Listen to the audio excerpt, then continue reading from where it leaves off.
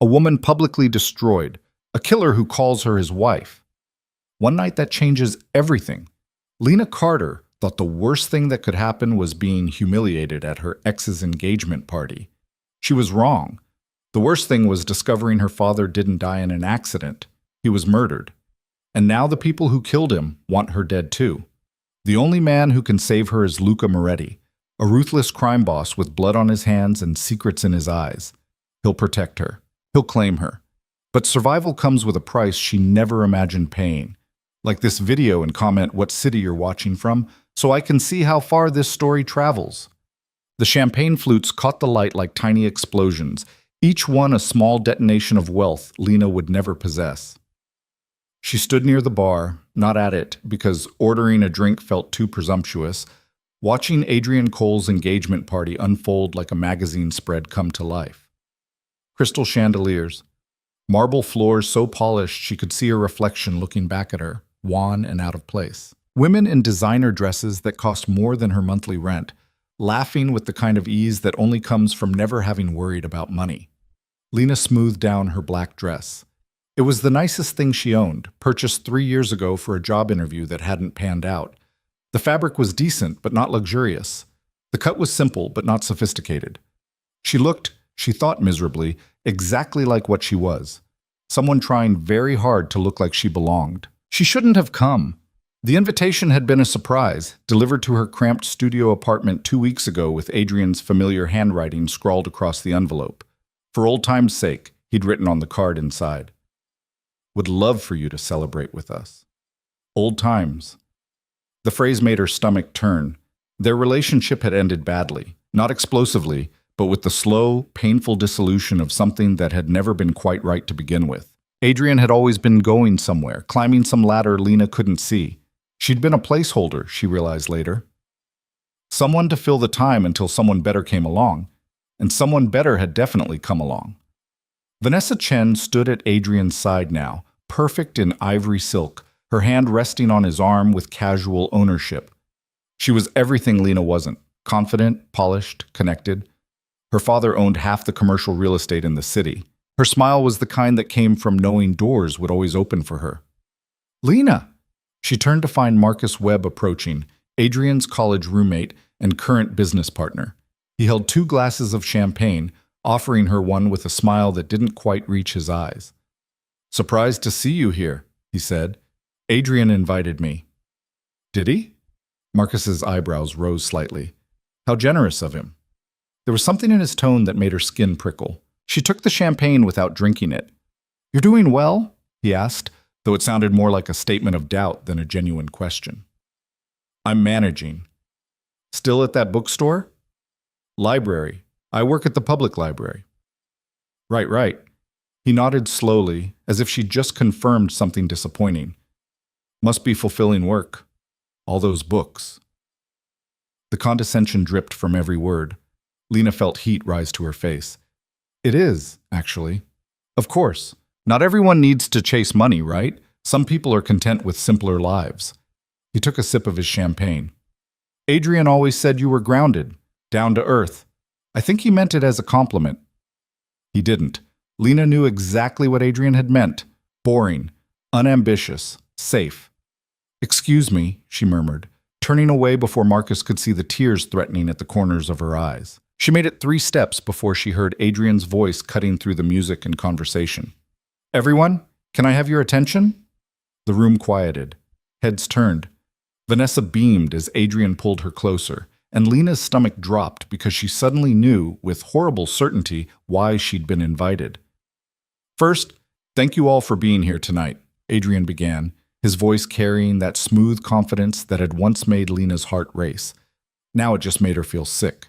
Vanessa and I are so grateful to be surrounded by the people who matter most to us as we start this new chapter.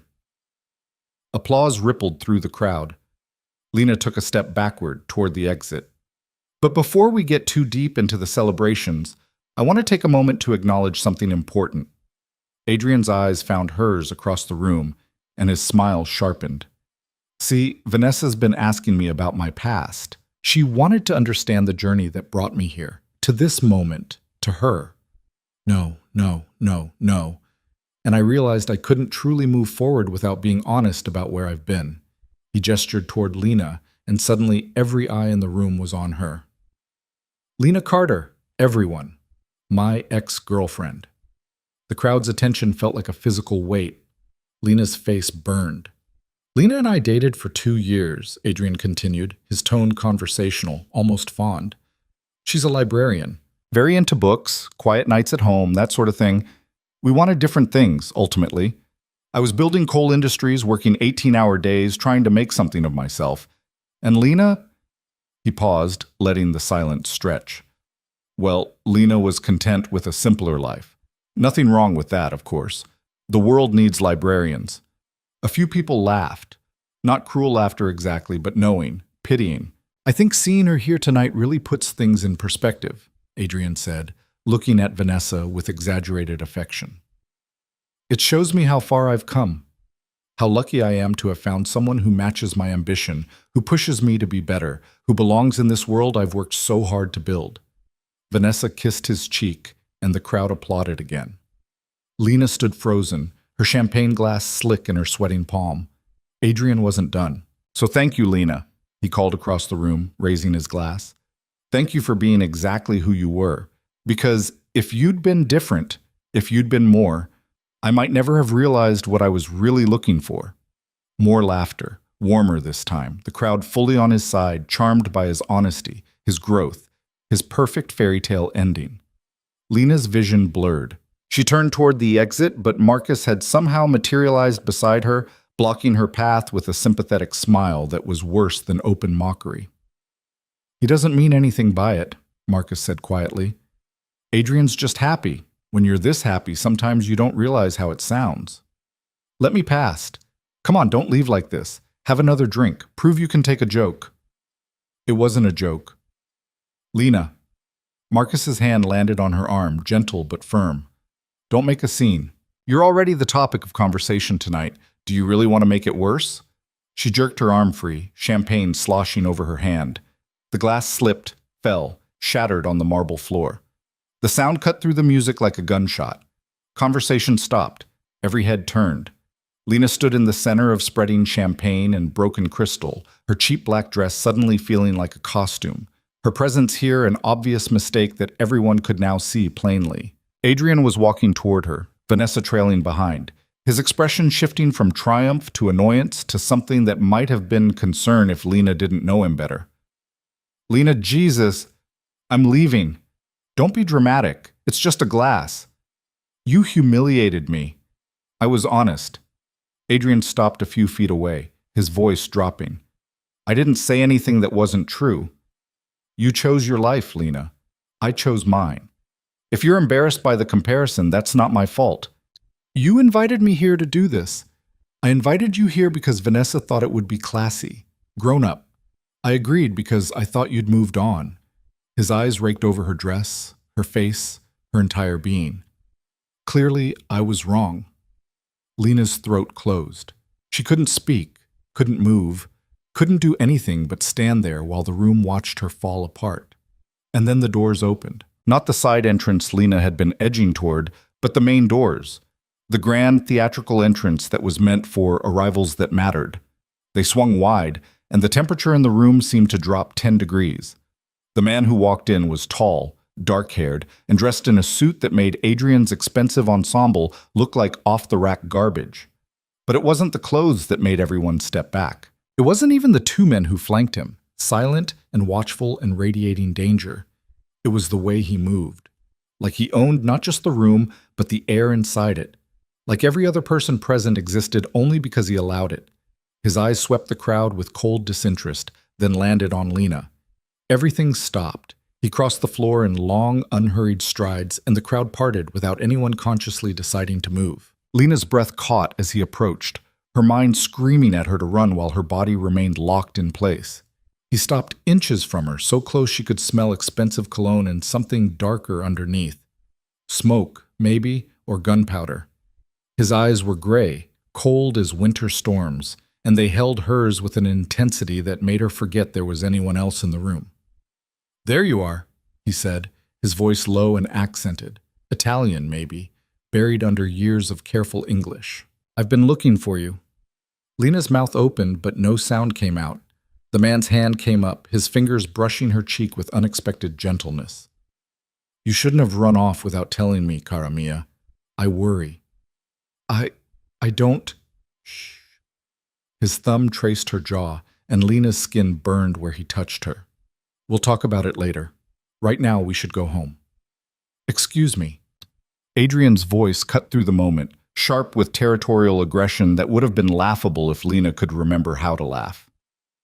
"Who the hell are you?" The stranger's eyes shifted to Adrian, and Lena watched all the color drain from her ex-boyfriend's face. "Luca Moretti," the man said simply. "And you are?" Adrian's mouth worked soundlessly. Behind him, Vanessa had gone very still, her perfect composure cracking. Marcus had taken several steps backward, his earlier smugness replaced with something that looked like genuine fear. "Adrian Cole," Adrian finally managed. "This is my engagement party. Lena is my guest." "No." Luca's hand moved from Lena's face to her waist, pulling her against his side with casual possessiveness. "Lena is my wife."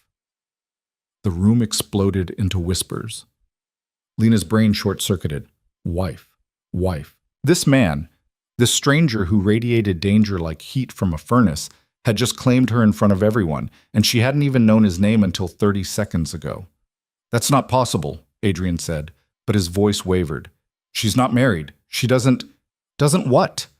Luca's tone remained pleasant, conversational, but something underneath it promised violence. "Doesn't wear a ring? That's my fault. I've been negligent." He glanced down at Lena, and the warmth in his eyes was so perfectly manufactured it almost looked real. "Forgive me, amore. We'll fix that tomorrow." "This is insane." Adrian took a step forward, then stopped when both of Luca's companions shifted slightly, their hands moving to their jackets. "Lena, what is he talking about? You're not married." Lena opened her mouth to agree, to explain, to do something that would make sense. Luca's fingers tightened on her waist, not painfully, but enough to feel like a warning, or a plea. She met his eyes, those cold gray eyes that were somehow begging her to play along, and something in her chest cracked open. Maybe it was shock. Maybe it was the champagne she hadn't drunk. Maybe it was the sheer, reckless desire to wipe the smugness off Adrian's face just once. "I am," she heard herself say. "We are. Married." The lie tasted like freedom. Adrian staggered backward as if she'd slapped him. "Since when?" 6 months ago," Luca supplied smoothly. "Small ceremony, family only. You understand how it is with our people. We prefer privacy." "Our people." The phrase hung in the air like a threat. "Why didn't you tell me?" Adrian's question was directed at Lena, but his eyes kept darting to Luca, fear and confusion warring across his face. "Why would I?" The words came easier now, anger cutting through her shock. "We haven't spoken in over a year. My life stopped being your business the day you decided I wasn't enough for you." "That's not... I didn't... You just told a room full of people I was too boring for you," Lena continued, surprised by how steady her voice sounded. "That I wasn't ambitious enough. That I chose a small life because I couldn't handle anything bigger." "I was being honest." "You were being cruel." Lena felt Luca's hand on her waist, anchoring her, and she leaned into it without thinking. "But you're right about one thing. We did want different things. You wanted someone who belonged in your world." She gestured around the room, at the crystal and marble and carefully curated wealth. "I wanted someone who didn't think love was a business transaction." Vanessa made a small, wounded sound. Adrian's face flushed. "So yes," Lena finished, "I'm married. To someone who sees me as more than a stepping stone or a cautionary tale." Luca's fingers brushed her hip, a gesture so subtle only she felt it. Approval, maybe. Or just another layer of the performance. Adrian's expression shifted from shock to something uglier. "I don't believe you. This is some kind of stunt. Lena doesn't know people like..." He gestured at Luca, unable to finish the sentence. "People like what?" Luca's voice went very quiet. The temperature dropped again. Adrian opened his mouth, closed it, tried again. "Wealthy people," he said finally. "Powerful people. No offense, Lena, but you work at a library. You live in a studio apartment in a bad neighborhood. You don't exactly run in these circles. Things change, Lena said. Not this much. Not this fast. Luca moved then, stepping slightly in front of Lena, his body language shifting from possessive to protective to dangerous. Are you calling my wife a liar? I'm saying this doesn't make sense. What doesn't make sense is why you invited your ex-girlfriend to your engagement party. Luca tilted his head, studying Adrian like a specimen under glass. What were you hoping for? That she'd see your success and realize what she lost? That she'd cry in the bathroom while you celebrated with your upgrade? He smiled, and it was the coldest thing Lena had ever seen. Instead, she showed up married to someone who makes your little real estate empire look like a lemonade stand. That must sting. Adrian's hands clenched into fists. Who do you think you are? I already told you, I'm Luca Moretti. He said it like it should mean something. From the way people around them were whispering, it apparently did. And if you ever speak to my wife with that tone again, you'll learn exactly what that name means. Is that a threat? It's a promise. The two men in suits stepped closer. Adrian's security, two bored-looking guys in ill-fitting jackets, tensed but didn't move. They were outmatched, and everyone knew it. Vanessa tugged at Adrian's sleeve. Let's just go back to the party. This isn't worth... Your fiancée is smarter than you, Luca observed. You should listen to her. Adrian's face went purple. For a second, Lena thought he might actually throw a punch.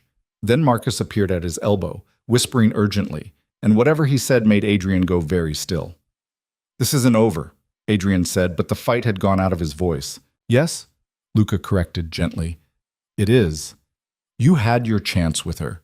You threw it away because you thought you could do better. And now she's done better instead. That's how these things work. He turned to Lena, and his expression softened. Another piece of the performance, but convincing enough to make her heart skip. Ready to go home, Cara?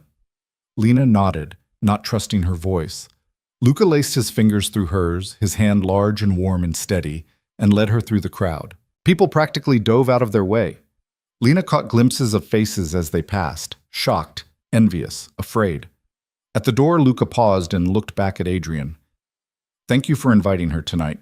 If you hadn't, I might never have known she needed to be reminded where she belongs. His smile was sharp enough to draw blood. With me. Then they were outside, the cool night air hitting Lena's overheated skin like a slap. A black car waited at the curb, sleek and expensive and somehow menacing. One of Luca's men opened the back door. Luca gestured for her to get in. Lena's survival instinct finally kicked in. She stepped back, pulling her hand from his. I'm not getting in that car. No? I don't know you. You just... In there. You... She couldn't finish. Her hands were shaking. Luca studied her for a long moment, then nodded to his men. They moved away, giving them space but not privacy. He could still grab her, force her, hurt her before she could scream. Instead, he said, Your father was Thomas Carter. Lena's blood turned to ice. How do you know that? He worked for Adrian Cole's father, Robert Cole. Did you know that? My father was an accountant. He died in a car accident 2 years ago. He was murdered. Luca's voice was matter-of-fact, delivering horror like a weather report. Because he found discrepancies in Robert Cole's books. Discrepancies that would have exposed a money laundering operation moving millions through legitimate businesses. Your father was going to report it, so they killed him and made it look like an accident. Lena's vision grayed at the edges. That's not true. It is. You're lying. Why would I lie? To scare me, or... She was hyperventilating now, the world tilting sideways. You're just some criminal trying to... I am a criminal, Luca agreed calmly. But that doesn't make me wrong about your father. And it doesn't change the fact that Adrian Cole and his father know you're Thomas Carter's daughter. They know you might have inherited information, documents, evidence, and they've been watching you for 2 years, waiting to see if you'd become a problem. No. But even as she said it, Lena's mind was racing. The strange men she'd seen outside her apartment last month, the feeling of being followed, the car that had nearly hit her in the crosswalk, swerving away at the last second. That invitation wasn't kindness, Lena. It was reconnaissance. Adrian wanted to see if you knew anything, if you were dangerous, if you needed to be dealt with. Dealt with. The phrase made her stomach turn.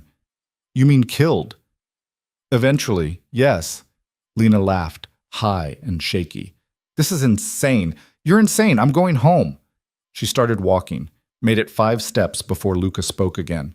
There's a man watching your apartment building right now. Tall, blonde, scar on his left cheek. He's been there since you left for the party. He's waiting for you to come home alone. Lena stopped. Don't believe me? Luca pulled out his phone, tapped the screen, and held it up.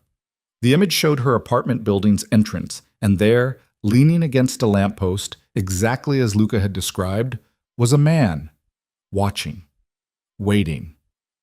Who is he? Lena whispered. One of Robert Cole's cleaners. You don't go home tonight, you live. You do. You're dead by morning. Why should I trust you over them? Because, Luca said, I'm not trying to kill you. I'm trying to use you. The honesty was somehow more frightening than any lie could have been.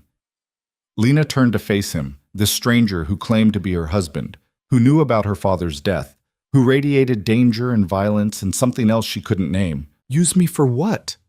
Adrian's father killed your father to protect his empire, an empire built on blood and corruption and money stolen from people who couldn't fight back. Luca's expression was unreadable. I want to destroy it, and you're going to help me. Why would I do that?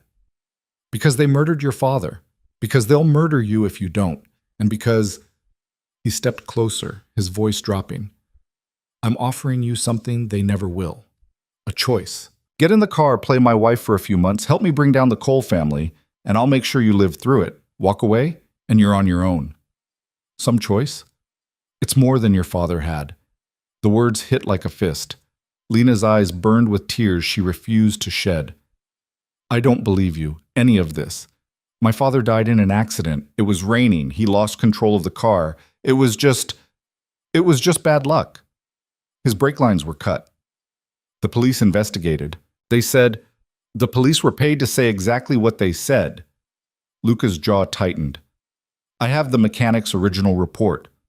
The real one. Before it was altered. Your father's brakes were sabotaged. Someone wanted him dead, and they made it happen. Show me. Get in the car. Lena looked at the black car, at the man watching her building on Luca's phone, at the party still glowing inside the venue behind her. She thought about Adrian's smile as he'd humiliated her, about her quiet, small life that suddenly seemed less safe than it had this morning. She thought about her father, who taught her to love books and question everything, and never settle for less than she deserved. She got in the car. Luca slid in beside her, and the door closed with a solid, final thunk. The engine purred to life. As they pulled away from the curb, Lena saw Marcus Webb standing on the sidewalk, phone pressed to his ear, watching them go. They're calling someone, Lena said. Let them. Luca didn't look back. By the time they realize what's happening, it'll be too late. Too late for what? To stop you from learning the truth. The car slipped through the city streets, leaving behind the light and music and the life Lena had thought she understood. She stared out the window at the passing buildings, her reflection ghosting over the glass, pale, shocked, still wearing the cheap black dress that had marked her as an outsider. Where are we going? She asked. Home. Your home. Our home. As of tonight. Luca pulled a small box from his pocket and opened it. Inside was a ring, platinum, elegant, expensive. A diamond that caught the streetlights and threw them back like captured stars. Give me your hand. What? Your hand, Lena. She extended it without thinking, and Luca slipped the ring onto her finger. It fit perfectly, as if he'd known her size, as if this whole thing had been planned down to the smallest detail. Now you look like my wife, he said. I'm not your wife. You are tonight, and tomorrow, and every day until the Cole family pays for what they've done. His fingers closed over hers, warm and strong and inescapable. Welcome to my world, cara mia. I hope you're ready for what comes next. Lena looked down at the ring on her finger, this beautiful lie that felt heavier than metal and stone should feel. Behind them, the engagement party continued. Adrian was probably already spinning the story, turning her into the crazy ex who'd crashed his event with a fake husband. By morning, no one would remember her humiliation, only her desperation. But they'd be wrong. She wasn't desperate. She was angry. And maybe, just maybe, she was ready to burn down everything that had turned her father into a casualty and herself into an afterthought. "I want to see the report," she said. "The real one, about my father's car." "You will. Tonight." Luca smiled, and this time it reached his eyes. "Tonight," he agreed. The car turned onto a tree-lined street, heading north toward a part of the city Lena had only seen in magazines, toward whatever waited in Luca Moretti's home, toward a life that wasn't hers but might become hers if she survived long enough to claim it. She touched the ring on her finger and tried to remember the last time her father had smiled at her, the last thing he'd said before he died. "Don't let anyone make you small, Lena. You were made for bigger things." Maybe he'd been right, or maybe she was about to die trying to prove it. Either way, she was done being the woman who stood in champagne and broken glass while the world laughed at her smallness. Whatever came next, she'd face it standing up, even if it killed her. The house wasn't a house. It was a fortress disguised as old money, all stone and iron gates and windows that probably cost more than Lena's entire year's salary. The car passed through security checkpoints she didn't fully register, her mind still spinning from everything Luca had said, everything she'd agreed to without really agreeing to anything at all. When they finally stopped, one of Luca's men opened her door. She stepped out onto gravel that crunched under her cheap heels, looking up at the building that was supposedly her home now. Lights glowed in several windows. Someone was waiting for them. "This way." Luca's hand found the small of her back, guiding her toward the entrance. Not rough, but firm. She could pull away if she wanted to. She didn't want to.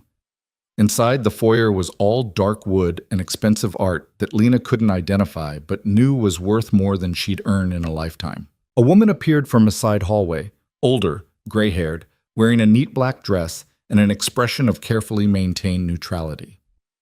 "Mr. Moretti, welcome home." "Thank you, Teresa." Luca shrugged out of his jacket, handing it to her without looking. "This is Lena. She'll be staying here." Teresa's eyes flicked to Lena, taking in the cheap dress and the shock still written across her face. "Of course. Should I prepare the guest room?" "No, she'll be in my room." Lena's head snapped toward him. "Excuse me?" "People talk, Teresa," Luca continued, ignoring her. "Make sure the staff understands that Lena is my wife. Anyone who questions that, anyone who makes her uncomfortable, answers to me." "Understood, sir." "We'll need coffee, strong, and bring the file from my office, the Carter case." Teresa nodded and disappeared down the hallway, her footsteps silent on the marble floor. Lena rounded on Luca the moment they were alone. "Your room. You said I'd be safe here, not that I'd be sleeping with you." "I said you'd be safe. Sleeping in separate rooms makes you look like a prisoner, not a wife. We need to be convincing." "For who? Your housekeeper?" "For everyone." Luca walked toward a set of double doors, pushing them open to reveal a study lined with books and dominated by a massive desk. "The Coles have people everywhere. So do I. Within an hour, half the city will know you left that party with me. By morning, everyone will know you're claiming to be my wife. If we want them to believe it, if we want to keep you alive, the story needs to hold up under scrutiny." He was right. Lena hated that he was right. She followed him into the study, her eyes catching on details that didn't fit the crime boss narrative her mind was building. Actual books, well-worn and organized by subject. A framed photograph of a woman who looked like Luca, but softer. A child's drawing pinned to the wall behind the desk, all crayon and enthusiasm. "You have a kid," she said. "A niece. She's 7. Lives in Boston with her mother, my sister." Luca moved behind the desk, pulling out a thick manila folder. "Before you ask, yes, she knows what I do. No, she doesn't approve. We don't talk much anymore." "Because you're a criminal." "Because I couldn't leave this life even when she begged me to." He set the folder on the desk between them.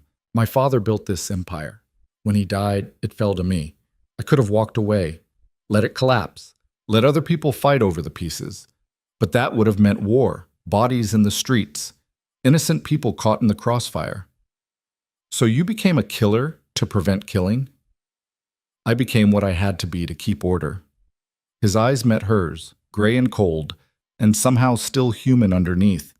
"You don't have to like me, Lena. You don't even have to trust me. But if you want to survive, You need to understand that everything I do has a reason. Teresa returned with coffee and disappeared again without a word. Lena picked up one of the cups, letting the heat burn her palms, grounding her. "The file," she said. Luca pushed it toward her. "Your father's accident report, the real one." Lena's hands shook as she opened it. The first page was a standard police report, the one she'd read a dozen times in the weeks after her father died, memorizing every detail like it might change the outcome. Rainy night, wet roads, vehicle lost control on a curve, Thomas Carter pronounced dead at the scene. But underneath that report was another one. Handwritten notes on garage letterhead. Technical language she didn't fully understand but got the gist of. Brake line severed, not worn, not damaged, cut. Clean, deliberate. Someone who knew what they were doing. "The mechanic who wrote this," Lena said, her voice barely steady. "Where is he now?" "Dead. Heart attack officially, 3 days after he gave this to a friend of mine." "How convenient. The Coles are thorough." Luca sipped his coffee, watching her over the rim. "They don't leave loose ends." Lena flipped through more pages. Bank statements showing large deposits into her father's account. Money he'd never mentioned, money that had disappeared before she could inherit it. Email exchanges between her father and someone named MC, growing increasingly tense. The last one, dated 2 days before his death, was just 3 words. "We need to talk." "MC," Lena said. "Marcus Webb?" "Marcus Cole. He uses his mother's maiden name for business, keeps some distance from his father's reputation." Luca leaned back in his chair. "Your father discovered that Robert Cole was using his real estate company to launder money for various criminal organizations, including mine for a time." Lena looked up sharply. "You worked with them?" "Business is business. Robert Cole moves money quietly and efficiently, or he did, until your father started asking questions. So you're just as guilty." "I never said I wasn't." Luca's expression didn't change. "But I didn't kill your father. That was all Robert. He panicked, had Thomas eliminated, and spent the last 2 years making sure no evidence surfaced. Until now." "Until now." Lena closed the folder, her hands still shaking. She wanted to cry, to scream, to break something. Instead, she took a long drink of coffee and forced herself to think. "Why did you help me tonight? At the party? You could have just grabbed me on the street, forced me into the car, gotten what you wanted." "I could have," Luca agreed. "But I needed you cooperative, not terrified. A hostage is useless. A willing partner is valuable." "I'm not willing." "You got in the car because you threatened me. I gave you information. You made a choice." He stood, moving around the desk to lean against it, closer to her now. "You want to know why I really helped you? Because Adrian Cole is a spoiled child playing at being a man, and I despise watching people like him humiliate people like you for entertainment. People like me. People who work for what they have, who don't inherit power and pretend they earned it." Lena laughed, bitter and sharp. "You inherited your father's empire." "I did. And I've spent every day since trying to turn it into something less monstrous." Luca's jaw tightened. "I'm not a good man, Lena. I've done things that would make you sick. But I have rules. I don't hurt civilians. I don't involve families. And I don't let children like Adrian Cole destroy innocent people because they can. So this is about revenge. This is about justice. There's a difference. Is there?" Lena met his eyes. "You want to destroy the Cole family. I want to know what happened to my father. How are those things not both revenge?" "Because revenge is personal. Justice is necessary." Luca crossed his arms. "Robert Cole has been operating above the law for 20 years. He's bribed judges, bought politicians, and murdered anyone who got in his way. Your father was just the most recent casualty. If we don't stop him, there will be others." "We."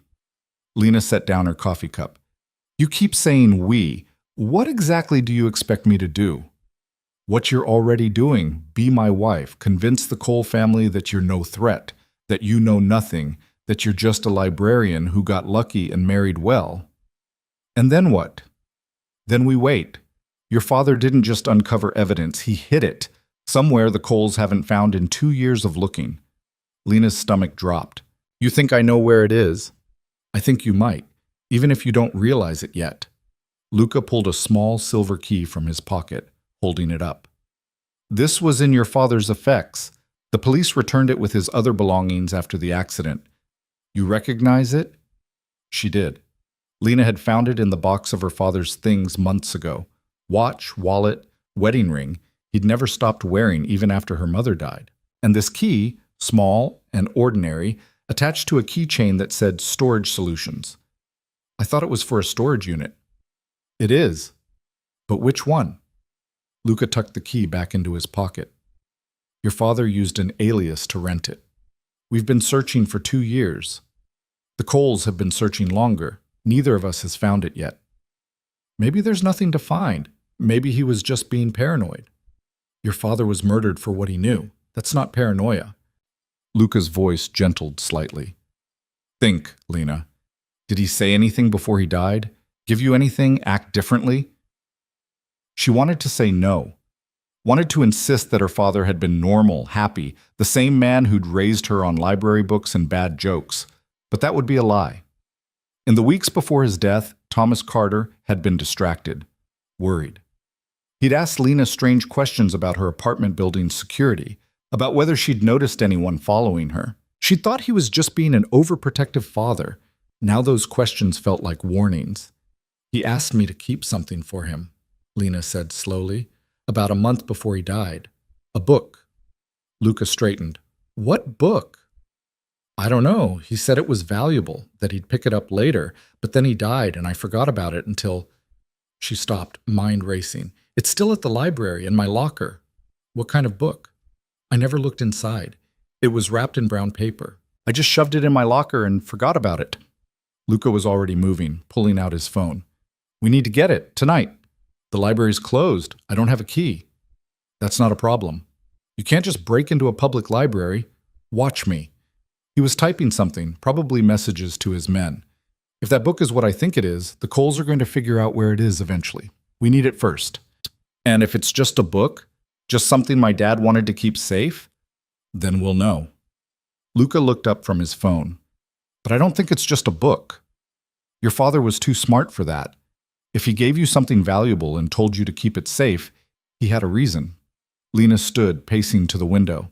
Outside, the grounds were dark, the city lights distant.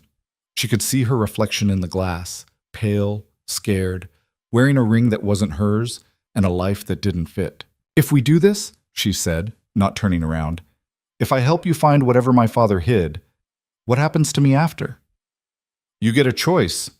Walk away. Start over somewhere the Coles can't reach you. Or stay. Stay here? With you? Stay in this life. Use what we find to build something better than what your father died trying to expose. Luca's reflection appeared behind hers in the glass. You're smart, Lena. Probably smarter than half the people working for me. You could do real damage to people like the Coles if you wanted to. I don't want to be a criminal. Then be something else. Be the person who makes sure criminals like me don't cross certain lines. She turned to face him. That's not how this works. You don't get to recruit me into your world and pretend it's noble. I'm not pretending anything. Luca held her gaze. I'm offering you power in a situation where you have none. That's more than the Coles would give you. It's more than Adrian ever did. The mention of Adrian sent a spike of anger through her chest. She thought about his smile as he'd humiliated her, the way the crowd had laughed, the casual cruelty of people who'd never struggled for anything. Fine, she said. We get the book, but I'm not promising anything beyond that. Fair enough. 20 minutes later, they were back in the car, heading toward the library. Lena had changed. Teresa had appeared with clothes that fit perfectly, designer jeans and a soft sweater that probably cost more than Lena's monthly rent. The ring stayed on her finger, heavy and strange. How did you know my size? Lena asked as the city rolled past. I didn't. Teresa guessed. She's good at guessing. She's worked for my family for 30 years. She's good at everything. Luca glanced at her. Nervous? About breaking into my workplace? A little. We're not breaking in. We have a key. He pulled a small metal object from his pocket, a key card with the library logo. Your key card. From your purse. Lena checked her bag. Sure enough, her work ID was missing. You stole from me. Borrowed. You'll get it back. When did you even... She stopped, remembering the moment in the car when Luca had helped her with her seatbelt, his hand brushing her bag. You're a pickpocket too? I'm many things. He didn't sound apologetic, most of them useful in situations like this. The library was dark when they arrived, the parking lot empty except for a security car making its rounds. Luca's driver pulled around to the side entrance, the one staff used. Lena's stomach churned as they got out. The security guard, she said. He'll see us. No, he won't. Luca nodded toward the security car, which was pulling out of the lot. He's taking his break. We have 15 minutes. How do you know that? Because I paid him to. Lena wanted to be shocked, but she was too tired. She led Luca to the staff entrance, swiping her card. The door clicked open and they slipped inside. The library at night was different, quieter, darker, full of shadows that moved wrong. Lena's footsteps echoed on the tile floor as she navigated by memory toward the staff break room. Luca followed silently, his presence somehow both comforting and threatening. Her locker was in the back, third from the left. She worked the combination lock with shaking fingers, and the door swung open. Inside was the usual debris of her work life: spare shoes, a cardigan, tampons, a half-empty bottle of water. And there, shoved into the corner behind everything else, was the brown paper package her father had given her. Lena pulled it out, surprised by the weight. Not heavy, but substantial. Real. Open it, Luca said. She tore the paper carefully, revealing a hardcover book.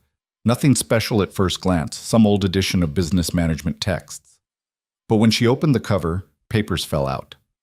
Photocopies, bank statements, photographs. Evidence. Luca caught one of the photos before it hit the floor.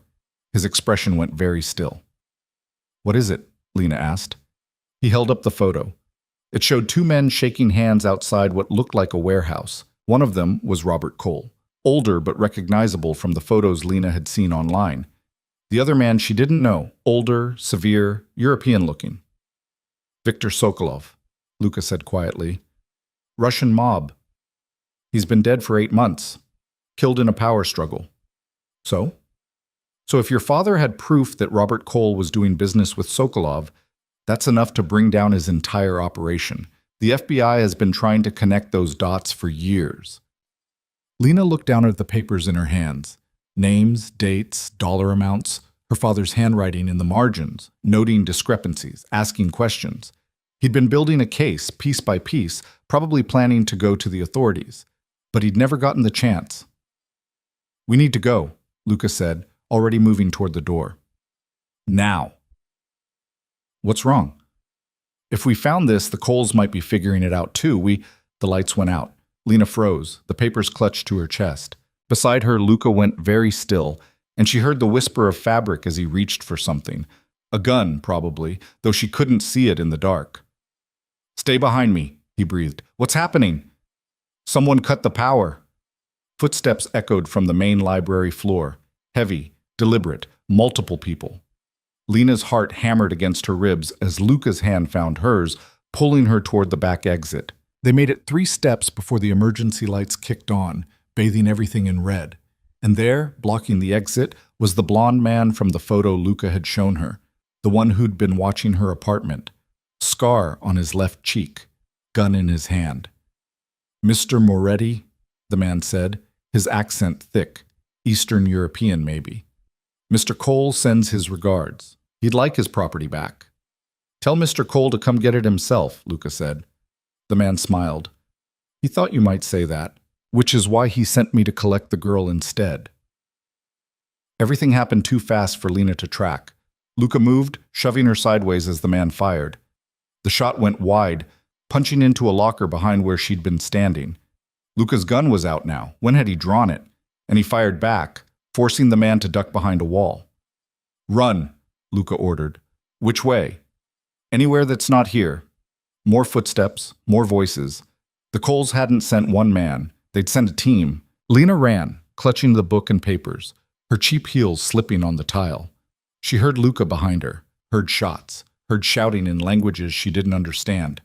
The library turned into a maze of shelves and shadows, familiar during the day but alien now. She burst through a side door into the children's section, tripping over a beanbag chair and sprawling onto carpet that smelled like crayons and hand sanitizer.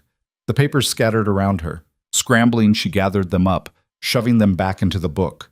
Her hands were shaking so badly she could barely grip the pages. Found her!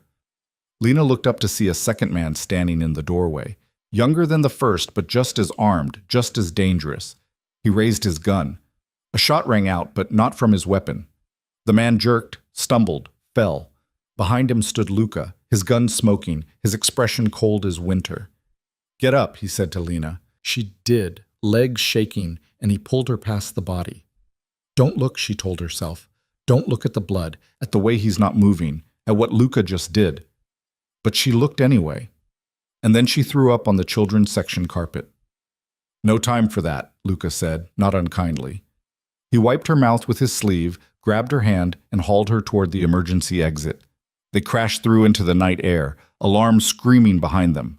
The car was waiting, engine running. Luca threw Lena into the back seat and dove in after her as bullets sparked off the pavement. Drive, he snapped at his man, and they were moving, tires squealing, leaving the library and the bodies in Lena's normal life far behind. She sat in the back seat, covered in vomit and terror, clutching a book full of her dead father's secrets, while a killer sat beside her and told her everything would be fine. And the worst part was, she believed him. Because what choice did she have? Back at the house, Teresa took one look at Lena's vomit-stained sweater and didn't ask questions. She just led her upstairs to a bathroom bigger than Lena's entire apartment and started running a bath while Lena stood there shaking, still clutching the book like it might disappear if she let go. Miss, Teresa said gently, you need to let me have that so you can clean up.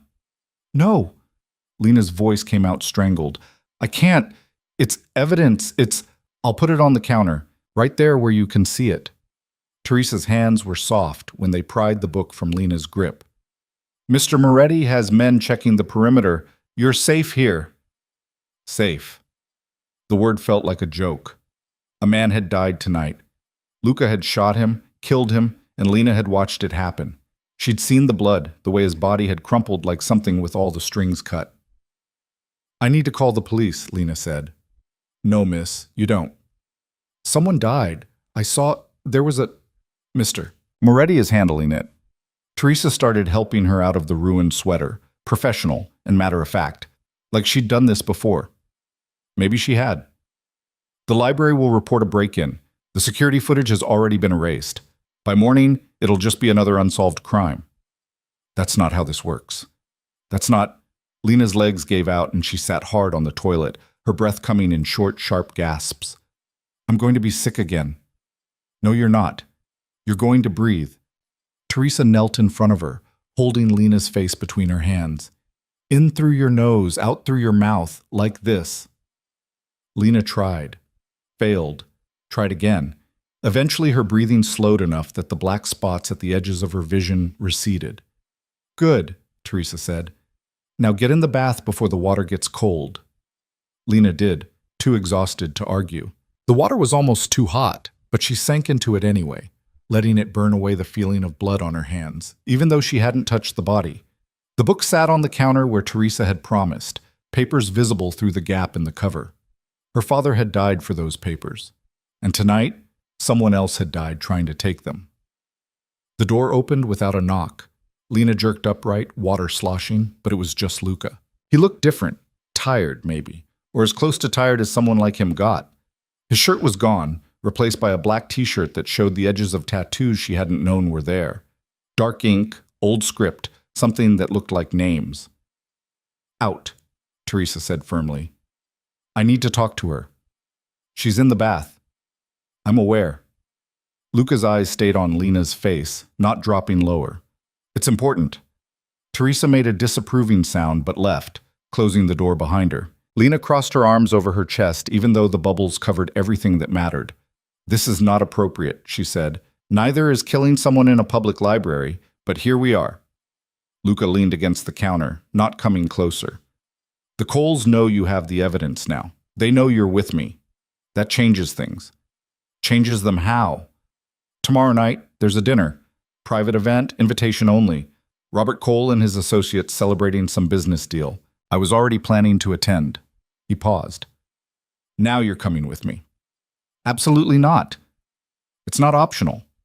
I'm not going to dinner with the man who killed my father. Yes, you are. Because if you don't, he'll know you're afraid of him. He'll know the evidence matters, that you understand what it means. And if he knows that, you become a liability that needs to be eliminated immediately. Luca's voice was flat, factual. Right now, he thinks you're just my wife. Some woman I picked up, probably for, he gestured vaguely, reasons that don't concern him. You show up on my arm, play the role, act like you don't know anything, and you buy us time to figure out what to do with what your father found. I can't sit across a table from him and pretend. You can. You will. Luca crossed his arms. I've already sent copies of the documents to 3 different secure locations. If anything happens to either of us, they go public. That's our insurance. But insurance only works if the other party believes you'll use it. Lena sank lower in the water, wishing it would swallow her whole. What am I supposed to say to him? How am I supposed to act? Like you're in love with me. Like you don't care about anything except being Mrs. Moretti. His mouth twisted slightly. Shouldn't be hard. You've spent most of your adult life making yourself small for men who didn't deserve it. The words hit like a slap. Lena sat up, water streaming down her shoulders. Excuse me? Adrian, your father probably, though I'm guessing that was different. You know how to disappear into the background, how to make other people comfortable by taking up less space. Luca's gray eyes were steady on hers. Tomorrow night, you do the same thing.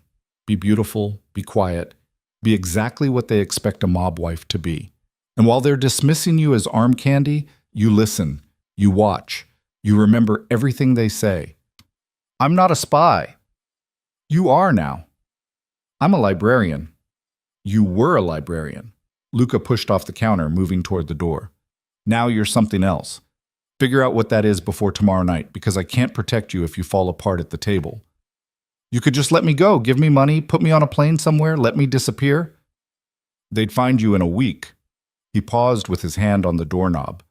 The Coles don't forgive loose ends. Your father learned that. Don't make me watch you learn it too. He left before she could respond. Lena sat in the cooling water, staring at the book on the counter, and tried to remember who she'd been 2 days ago. That woman felt like a stranger now. Someone who'd never seen a man die, who'd never worn a ring that didn't belong to her, who'd never agreed to have dinner with her father's killer.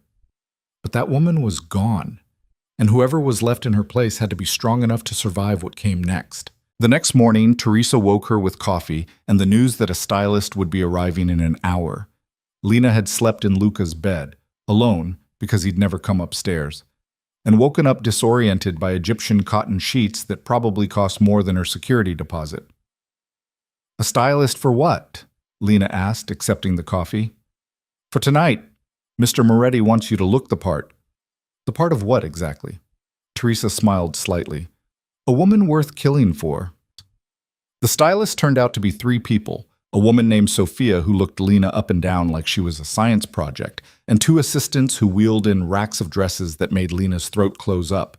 Designer labels she recognized from magazines, price tags she didn't want to imagine.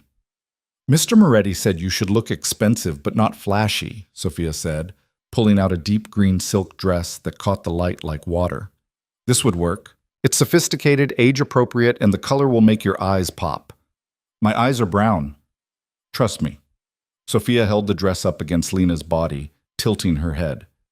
Yes, this one. Try it on. The next 2 hours were a blur of fabric and criticism. Too tight here, too loose there, stand up straight, turn around. No, not like that. Lena felt like a doll being dressed by someone who cared more about the aesthetic than the person wearing the clothes. But when Sophia finally finished, when Lena looked in the mirror, she barely recognized herself. The green dress hugged her body in ways her clothes never had, making her look curved instead of shapeless. Her hair had been styled into something sleek and sophisticated. Makeup that was somehow both natural and transformative made her cheekbones look sharper, her eyes larger, her mouth like something worth paying attention to. Perfect, Sophia declared. You look like money. I look like someone pretending to be money, Lena corrected. Same thing in this world. Sophia packed up her supplies. The shoes are by the door. Wear them around the house today so you don't trip tonight. And for the love of everything, do not eat anything that might stain. That dress costs more than most people's cars." After she left, Lena stood in front of the mirror, trying to reconcile this woman with the one who'd worn a cheap black dress to Adrian's party. Was that really only 2 nights ago? It felt like a lifetime. "You clean up well." She turned to find Luca in the doorway, dressed in dark slacks and a white shirt with the sleeves rolled up. He looked at her the way men in movies looked at women before kissing them, and something in Lena's stomach flipped over. "Don't," she said. "Don't what?" "Don't look at me like that. This isn't real. Tonight it needs to be." He came closer, and Lena forced herself not to back away. "The Coles will be watching every interaction between us, looking for cracks, for proof that this marriage is fake." "It is fake? They don't know that." Luca stopped in front of her, close enough that she could smell his cologne. "Which means we need to be convincing. Have you ever been in love, Lena?" The question caught her off guard. "What kind of question is that?" "A relevant one. Because tonight, you need to look at me like I'm the most important person in your world. Like you'd do anything for me. Like losing me would destroy you." His hand came up, fingers brushing her cheek. "Can you do that?" Lena's skin burned where he touched her. "I'm not an actress." "Then don't act. Just remember that I'm the only thing standing between you and a bullet." His thumb traced her jaw. "That should be enough to fake devotion." She pulled away, putting distance between them. "When does this end? The pretending, the dinner parties, all of it. When do I get my life back?" "When the Coles are destroyed or dead, whichever comes first." "That could take months. Could take years." "I can't do this for years." "Then let's hope it doesn't take that long." Luca moved to the window, looking out at the grounds. "Your apartment building was raided this morning. Police, federal agents, whole production. They're saying they got an anonymous tip about drug trafficking." Lena's blood went cold. "That's not true." "Of course it's not. But the Coles needed an excuse to search your place legally, and now they have it. They're looking for the evidence, for anything your father might have left you." "There's nothing there. I never kept anything important at home." "They'll figure that out eventually, which means their next move will be making sure you can't testify about what you do have." He turned back to face her. "The dinner tonight isn't just theater, it's a message. Me showing up with you tells Robert Cole that I know what he did, that I have his secrets, and that if he wants them back, he'll have to go through me. You're using me as bait. I'm using you as leverage. There's a difference. Not from where I'm standing. Would you rather I'd left you at that party? Let Adrian's people grab you in the parking lot, torture the information out of you, dump your body somewhere it wouldn't be found for weeks?" Luca's voice was harsh. "That was your future, Lena. I didn't create this situation. I just gave you a chance to survive it." He was right, and she hated him for it. Hated that he'd saved her. Hated that she needed him. Hated that part of her was starting to trust him, even though every instinct screamed that trusting a man like Luca Moretti was suicide. "Fine," she said. "I'll play your devoted wife. But when this is over, I want out. Completely out. New identity, new city, new life, where nobody knows who I am or what I've done." "Deal." He held out his hand. Lena stared at it for a long moment before shaking. His grip was firm, warm, and when he pulled her closer, she didn't resist. "One more thing," he said quietly. "Tonight, if something goes wrong, if shooting starts, if anyone pulls a weapon, you hit the floor and you stay there until I come for you. Understand? You think it'll come to that?" "I think Robert Cole is a cornered animal with everything to lose. Cornered animals are unpredictable." His free hand came up to cup her face. "Promise me you'll stay down if things go bad." "I promise." "Good." He released her, stepping back. "Dinner's at 8. We leave at 7:30. Between now and then, stay in the house. Don't answer the phone. Don't check your email. Don't contact anyone from your old life." "What if someone's worried about me?" "Let them worry. You're dead to that life now anyway." The words should have hurt, but they just felt true. Lena nodded, and Luca left her standing in front of the mirror, dressed like someone else, preparing to have dinner with her father's killer. The hours crawled by. Lena tried to read, couldn't focus. Tried to eat, couldn't stomach it. Tried to sleep, but every time she closed her eyes, she saw the man in the library, the way he'd fallen, the blood spreading beneath him. Around 6, Teresa brought her a glass of wine and a small pill. What is this? Lena asked. Something to calm your nerves. Doctor prescribed. Mr. Moretti thought you might need it. Lena wanted to refuse on principle, but her hands were shaking so badly she could barely hold the wine glass. She took the pill, drank the wine, and felt the sharp edges of her panic start to blur.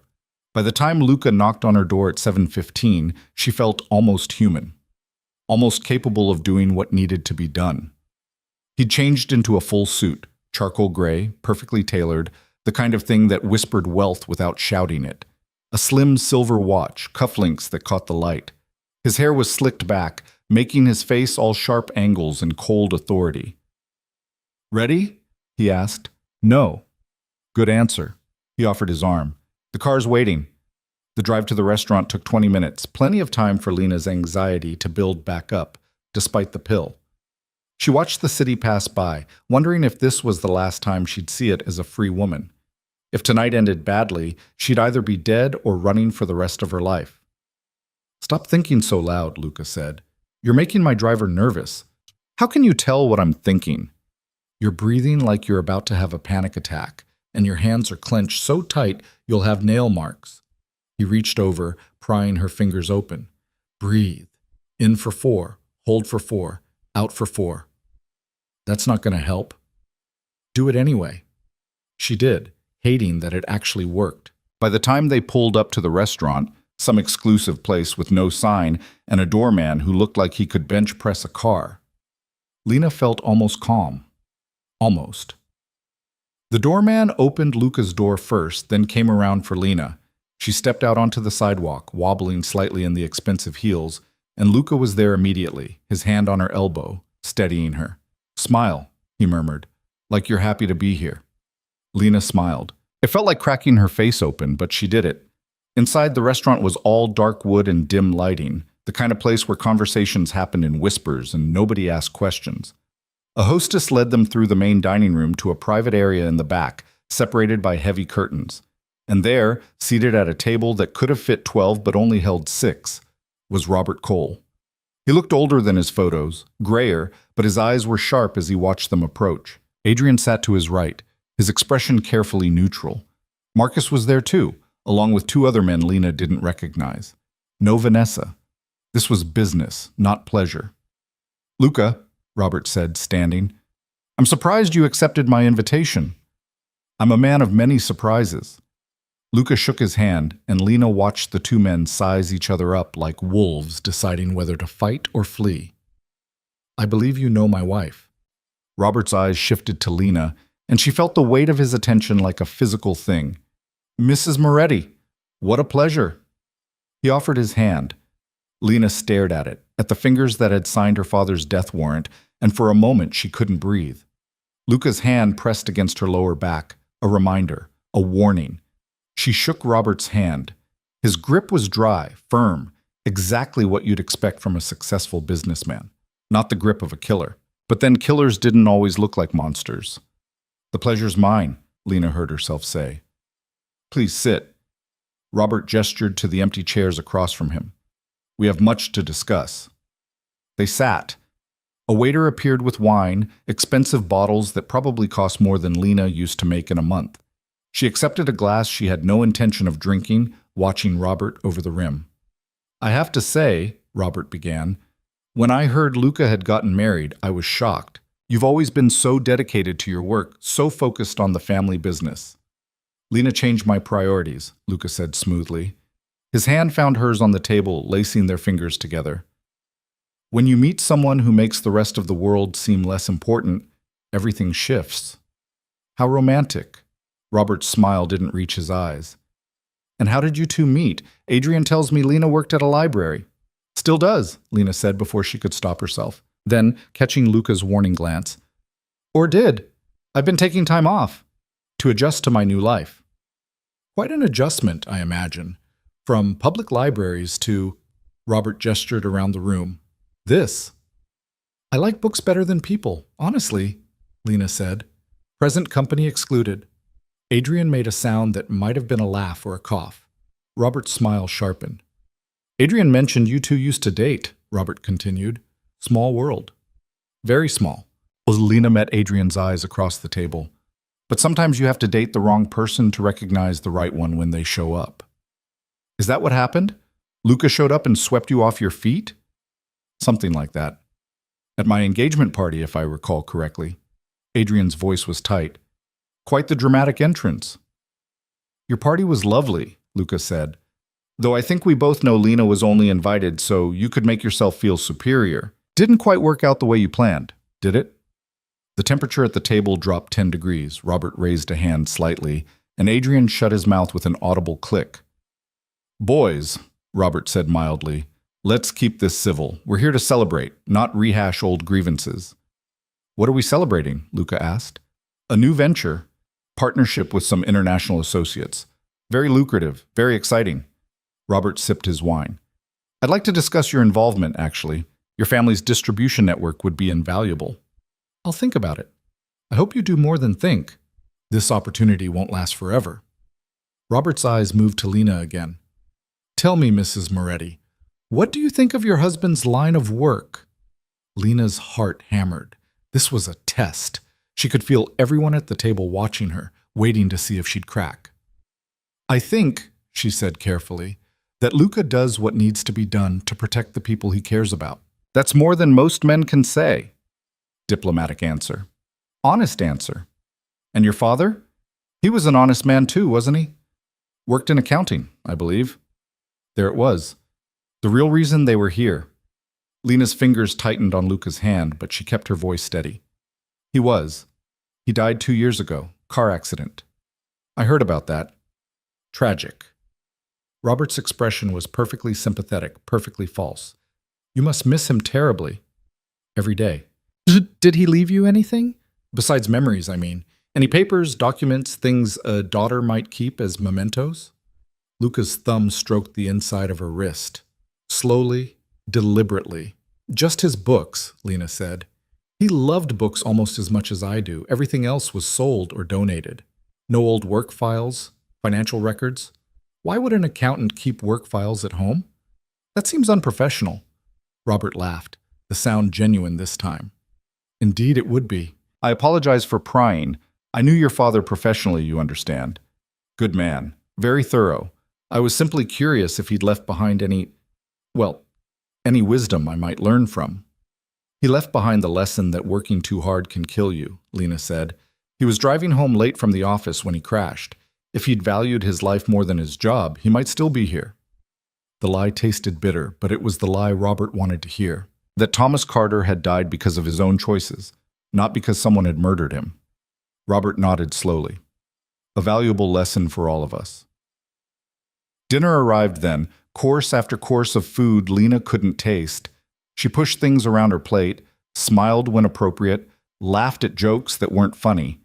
Across from her, Adrian kept staring like he was trying to solve a puzzle. Marcus watched her with open suspicion. But Robert had relaxed slightly, as if he'd gotten the answer he'd been looking for. The performance was working. Luca played his part perfectly. The attentive husband who couldn't keep his hands off his new wife. His fingers on her shoulder, her wrist, the small of her back. Every touch was calculated, designed to sell the illusion. But somewhere in the middle of dessert, when his thumb brushed the corner of her mouth to wipe away imaginary chocolate, Lena felt her pulse kick up for reasons that had nothing to do with fear. This was dangerous. Not the dinner, not the coals. This feeling, this almost belief that Luca's touches meant something beyond strategy. Excuse me, she murmured. Powder room. She stood before anyone could object, before Luca could insist on coming with her. The waiter pointed her toward the back of the restaurant, and she walked on shaking legs, desperate for a moment alone to breathe. The bathroom was blessedly empty. Lena locked herself in a stall and pressed her forehead against the cool metal door, trying to remember how to exist in her own skin. The door to the bathroom opened. Footsteps. Then Adrian's voice. I know you're in here, Lena. She froze. This was the women's bathroom. He shouldn't be. We need to talk. Now. Slowly, Lena unlocked the stall and stepped out. Adrian stood between her and the exit, his expression somewhere between angry and desperate. What do you want? She asked. The truth. Are you really married to him? Why do you care? Because this doesn't make sense. You and Luca Moretti? You don't even like dangerous men. You used to lecture me about working too much. Maybe I changed. Not this much. Not this fast. Adrian moved closer. What does he have on you? Because I know you, Lena. You wouldn't choose this life. You don't know me at all. You proved that at your party. I was showing off, being an idiot. I'm sorry, okay? Is that what you want to hear? It's 2 years too late. Then why are you here? Why did you show up tonight on Moretti's arm playing dress up in expensive clothes, pretending to be someone you're not? Because your family killed my father, Lena wanted to scream. Because I'm trying to survive long enough to make you all pay. Instead, she said, I'm here because Luca invited me. Because I'm his wife. And because my life stopped being your business the day you decided I wasn't good enough for you. That's not what Adrian ran his hands through his hair, frustrated. My father thinks you have something. Documents your dad left behind. That's why you were invited tonight. He wanted to see if you'd panic, if you'd give something away. I don't have anything. Don't lie to me. I'm not your girlfriend anymore, Adrian. I don't owe you honesty. You owe me the truth about why a man like Moretti would marry someone like you. The words were meant to hurt, and they did, but they also made something inside Lena turn to ice. Someone like me, she repeated. You mean boring, unambitious, not worth the effort. I mean normal, safe. The kind of woman who reads books and drinks tea and doesn't get involved in the kind of world Moretti operates in. Maybe I got tired of being safe. Or maybe he's using you for something, and you're too naive to see it. The bathroom door opened, and Luca stepped inside. His eyes went from Lena to Adrian, his expression darkening. This is the ladies' room, Luca said quietly. We were just talking. Talking requires both parties to be willing. My wife looks like she'd rather be anywhere else. Luca moved between them, forcing Adrian to step back. Go back to the table. Tell your father Lena felt ill, that we're leaving. You can't just... I can. Luca's hand went to the small of Lena's back. And I am. Leave. Now. For a second, Adrian looked like he might argue. Then he saw something in Luca's eyes that made him go pale. He left without another word. Lena sagged against the sink, her legs finally giving out. Luca caught her, holding her upright. Did he hurt you? Luca asked. No, just scared me. We're done here. He helped her stand, steadying her. Can you walk? I think so. They made it out of the bathroom, through the restaurant, past Robert Cole's table where Adrian was whispering urgently to his father. Robert caught Lena's eye as they passed, his expression unreadable. In the car, Lena finally let herself shake. Luca poured her a drink from the bar built into the seat, something amber and strong that burned going down. You did well, he said. I almost broke. But you didn't. Adrian knows something's wrong. He told me his father suspects I have the documents. Of course he does. But suspecting and knowing are different things. Luca took the glass from her, refilling it. We bought ourselves time. That's all we needed tonight. How much time? Enough. He handed her the drink back. Rest tomorrow. The day after we move. Move where? To the next phase. His eyes were dark in the dim car interior. The part where we stop playing defense and start burning their world down. Lena drank the whiskey, welcoming the burn. Outside, the city passed by, full of people living normal lives. People who hadn't watched someone die, who hadn't shaken hands with their father's killer, who weren't married to a mobster and everything but the paperwork. She envied them. But she didn't want to be them anymore. She wanted to be someone who could survive this. Someone who could stand across from Robert Cole and smile while planning his destruction. Someone who could wear expensive dresses and dangerous men's rings and not feel like an imposter. She wanted to be whoever Lena Moretti needed to be, even if it killed Lena Carter in the process. 2 days of silence followed the dinner. Lena spent them in Luca's house, learning its rhythms, its secrets. She discovered that Teresa had worked for Luca's father during the bloodiest years of the family business and had seen things that made her sleep with a rosary under her pillow. That the chef, a quiet man named Paolo, had once been a combat medic and still flinched at loud noises. That the gardener kept a shotgun in the tool shed and knew how to use it. Everyone in this house had a story written in violence. Everyone except Lena. She was starting to think that would change soon. On the third morning, Luca knocked on the bedroom door at dawn. Lena was already awake, staring at the ceiling, thinking about her father's last words to her. Don't let anyone make you small. She thought she understood what he meant. Now she wondered if he'd known something was coming, if he'd been preparing her without saying it outright. Get dressed, Luca said through the door. We have a meeting. With who? People who can help us. 30 minutes later, they were in the car again, heading into a part of the city Lena had never seen. Industrial, run down, the kind of neighborhood where people didn't ask questions because they didn't want to know the answers.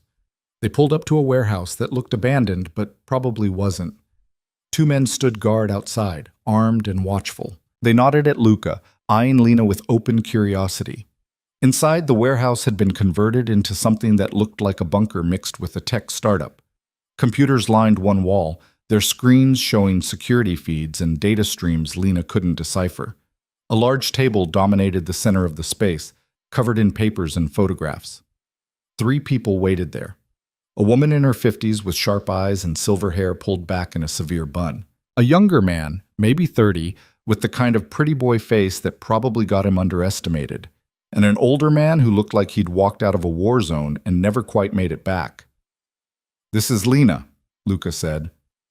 Lena, meet Diana Chen, Marco Russo, and Frank Morrison. They work for me. Worked for your father first, Diana corrected. Her voice had a slight accent, Chinese maybe. Before Luca convinced us his vision was worth following. Diana handles intelligence, Luca explained. Marco specializes in financial crimes. Frank used to be FBI before he got tired of watching bad people walk free on technicalities. Pleasure, Frank said, though he didn't look pleased. He looked like he wanted to be anywhere else. Diana gestured to the table. We've been analyzing the documents you recovered. Your father was meticulous. Names, dates, dollar amounts, photographs. He built an airtight case against Robert Cole's entire operation. Airtight except for one problem, Marco added. Most of the key witnesses are dead. Viktor Sokolov, the Russian your father photographed with Cole, killed 8 months ago. The bank manager who processed the transactions. Heart attack last year? The accountant who helped cover the tracks? Car accident. Like my father, Lena said quietly. Exactly like your father. The Coles have been systematically eliminating anyone who could testify against them. Diana tapped one of the photographs. But they missed something. Your father had a fail-safe. She pulled out a document Lena hadn't seen before. A letter, written in her father's handwriting, addressed to someone named Catherine Reeves. Who's that? Lena asked. Federal prosecutor, Frank said. One of the few honest ones left. Your father was in contact with her before he died. He told her he had evidence but needed time to get his daughter to safety first. Lena's chest tightened. He was trying to protect me. He was, but he never got the chance to deliver the evidence. Which means Catherine Reeves has been waiting for 2 years, probably assuming your father got cold feet or was silenced before he could follow through. So we give her the evidence now, Lena said. We hand it over, let the federal government handle it. It's not that simple. Luca moved to the table, pointing at a series of photographs. Robert Cole has people everywhere, police, judges, prosecutors. If we hand this over through normal channels, it'll disappear before it ever sees a courtroom. We need to be smarter. How much smarter? We need to make it public, undeniable, too big to bury. Diana pulled up something on one of the computers.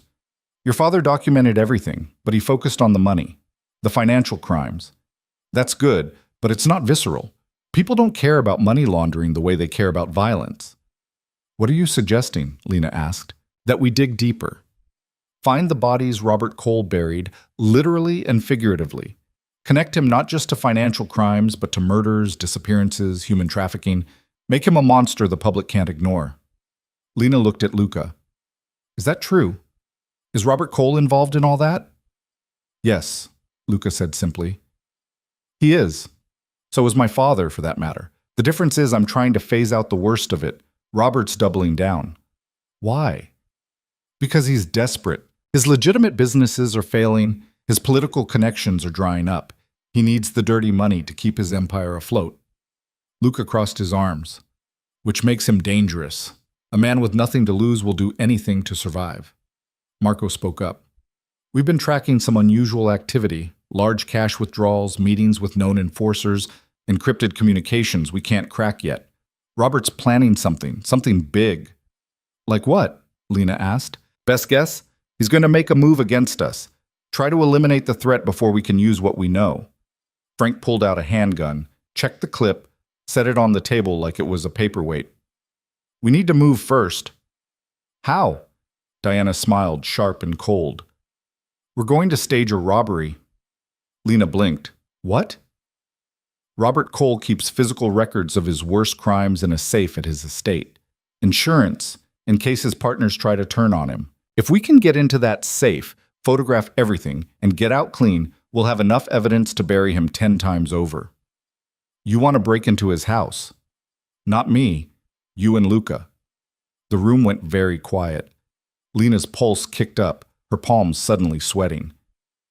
Absolutely not, she said. It's the only way, Diana insisted. Robert's hosting a charity gala next week. 500 guests, most of them wealthy and connected. You and Luca are already on the guest list as a married couple. You attend as guests, you slip away during the event, you access the safe, you get back to the party before anyone notices you're gone. I'm not a thief. You don't have to be. Luca is. Diana looked at Luca. You've done this before. Smaller scale, but the principle's the same. The principle, Luca said, is that I was 22 and stupid. I'm not risking Lena on something this dangerous. She's already at risk. We all are. Marco pulled up a floor plan on one of the screens. Cole's estate has state-of-the-art security, but during the gala, half the cameras will be focused on the public areas. The private wing where he keeps the safe will be lightly guarded. We can create a diversion, pull security away, give you a 10-minute window. 10 minutes, Lena repeated. To find a safe, crack it, photograph everything inside, and get back to a party full of people who want me dead. 8 minutes, actually, Marco corrected. You need 2 minutes buffer for unexpected complications. This is insane. This is necessary. Diana's voice was firm. Every day we wait, the Coles eliminate more evidence, kill more witnesses. Your father died trying to stop them. Are you going to let that be for nothing? The words hit like a fist. Lena thought about her father, about the careful way he'd documented everything, about the risk he'd taken to protect her. He died alone on a rainy road, his brakes cut, his evidence hidden, his daughter oblivious to the danger. She couldn't let that be the end of the story. If I do this, Lena said slowly, if I help you break into Robert Cole's house and steal his secrets, what happens after? When this is over and the Coles are destroyed, what happens to me? Whatever you want, Luca said.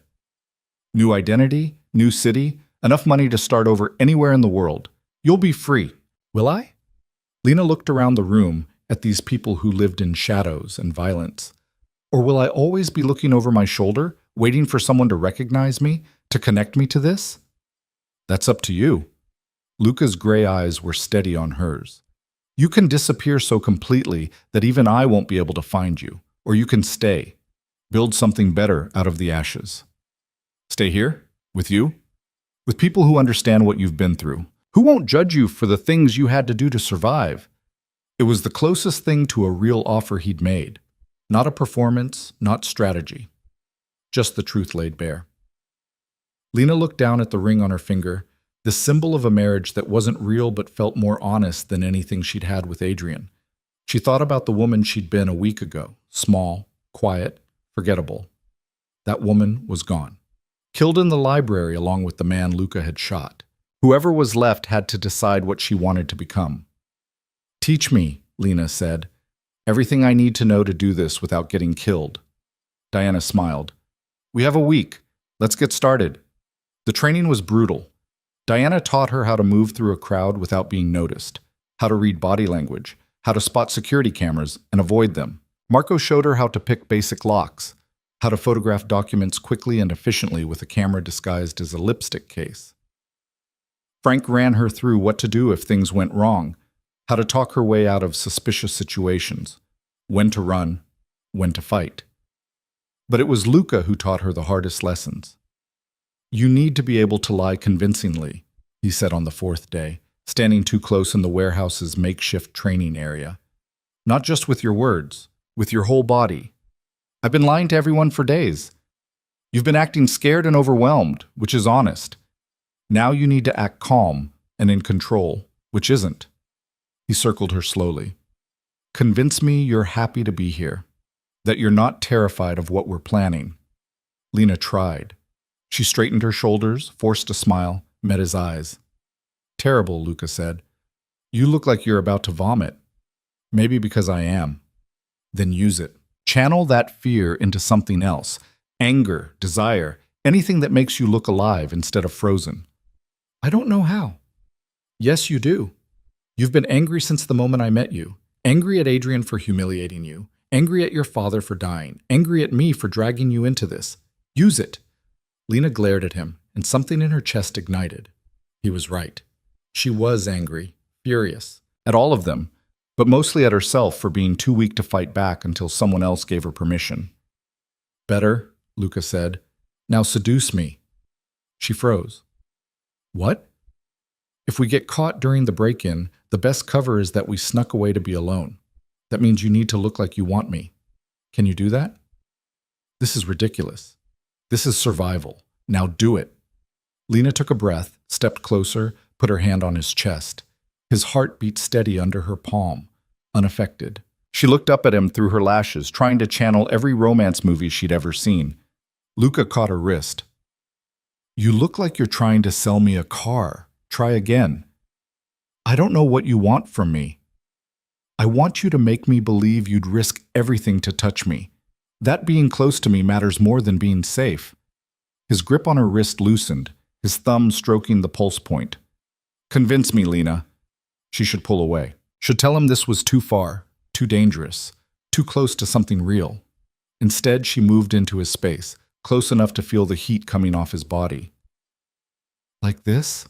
She whispered. Better. His free hand came up to cup her face. But you're still thinking too much. Stop thinking. I can't just turn my brain off. Then think about something else. Think about how much you hate Robert Cole. How good it'll feel when we destroy him. Think about... She kissed him. It was impulsive, stupid, the exact opposite of what she should be doing. But Luca had told her to stop thinking, and kissing him was the only way to shut her mind up. He went very still for half a second. Then he kissed her back, his hand sliding into her hair, his mouth hot and demanding against hers. It wasn't gentle. It wasn't sweet. It was the kind of kiss that felt like a fight, like they were both trying to win something neither of them could name. When they finally broke apart, Lena's heart was hammering and her lips felt bruised. That, Luca said, his voice rougher than usual, was convincing. Was it real or practice? The question slipped out before she could stop it. Luca's thumb traced her lower lip. Does it matter? Yes. Why? Because I'm starting to forget where the performance ends and reality begins, Lena thought. Because I'm married to you and everything but the legal paperwork, and I don't know if that's the worst thing that's ever happened to me or the best. Forget it, she said, stepping back. It doesn't matter. But Luca caught her hand, pulling her back. It was real, he said quietly. In case you were wondering. Don't. Don't what? Don't make this complicated. Too late. He released her, but his eyes stayed on hers. It got complicated the moment you got in my car. Everything after that was inevitable. Before Lena could respond, Diana called from across the warehouse. Luca, we have a problem. They found her at the computers, her expression grim. On screen was security footage from outside the warehouse, grainy, black and white, but clear enough to show a car parked across the street. Someone sitting in the driver's seat, watching. How long? Luca asked. Showed up an hour ago. Haven't moved since. Diana zoomed in, but the angle was wrong to see the driver's face. Could be Coles. Could be feds.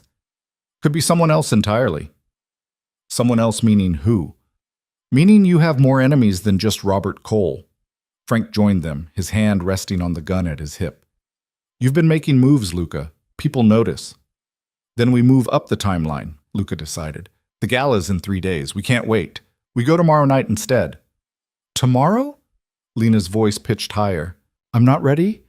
You're as ready as you're going to be, and if someone's watching this warehouse, they're going to figure out what we're planning eventually. We move fast, or we don't move at all. Diana was already typing, pulling up new information. There's a smaller event tomorrow night, private dinner, 20 guests, at Cole's estate. You're not on the list, but I can get you on it. Do it. Luca, Lena grabbed his arm. This is insane. We need more time. We don't have more time. He covered her hand with his. I know you're scared, but we can do this. Together. Together. The word felt like a promise and a threat all at once. Fine, Lena said. Tomorrow night. But if we die, I'm blaming you. If we die, I'll accept full responsibility. The next 24 hours passed in a blur of final preparations. Diana drilled Lena on the floor plan until she could navigate Cole's estate with her eyes closed. Marco gave her the camera lipstick and made her practice photographing documents until her hands stopped shaking. Frank taught her 3 ways to incapacitate someone if they caught her in the private wing. Aim for the throat, the groin, or the eyes, he said, demonstrating on a practice dummy. Hard and fast. Don't hesitate. I can't hurt someone. You can if it's you or them. Frank's expression was hard. The Coles won't hesitate to hurt you. Don't give them the courtesy of your mercy. By the time evening arrived, Lena felt simultaneously overprepared and completely unprepared. She stood in front of the mirror in Luca's bedroom, their bedroom, she supposed, given that she'd been sleeping there for over a week now, wearing another dress that cost more than her yearly salary. This one was midnight blue, sleek and elegant, with a neckline that showed just enough skin to be distracting. Teresa had styled her hair in an updo that looked effortless but had taken 40 minutes to create. Diamond earrings, real diamonds, Luca had assured her, caught the light every time she moved. She looked like someone who belonged at a private dinner with millionaires and criminals. She looked like Mrs. Moretti. Ready?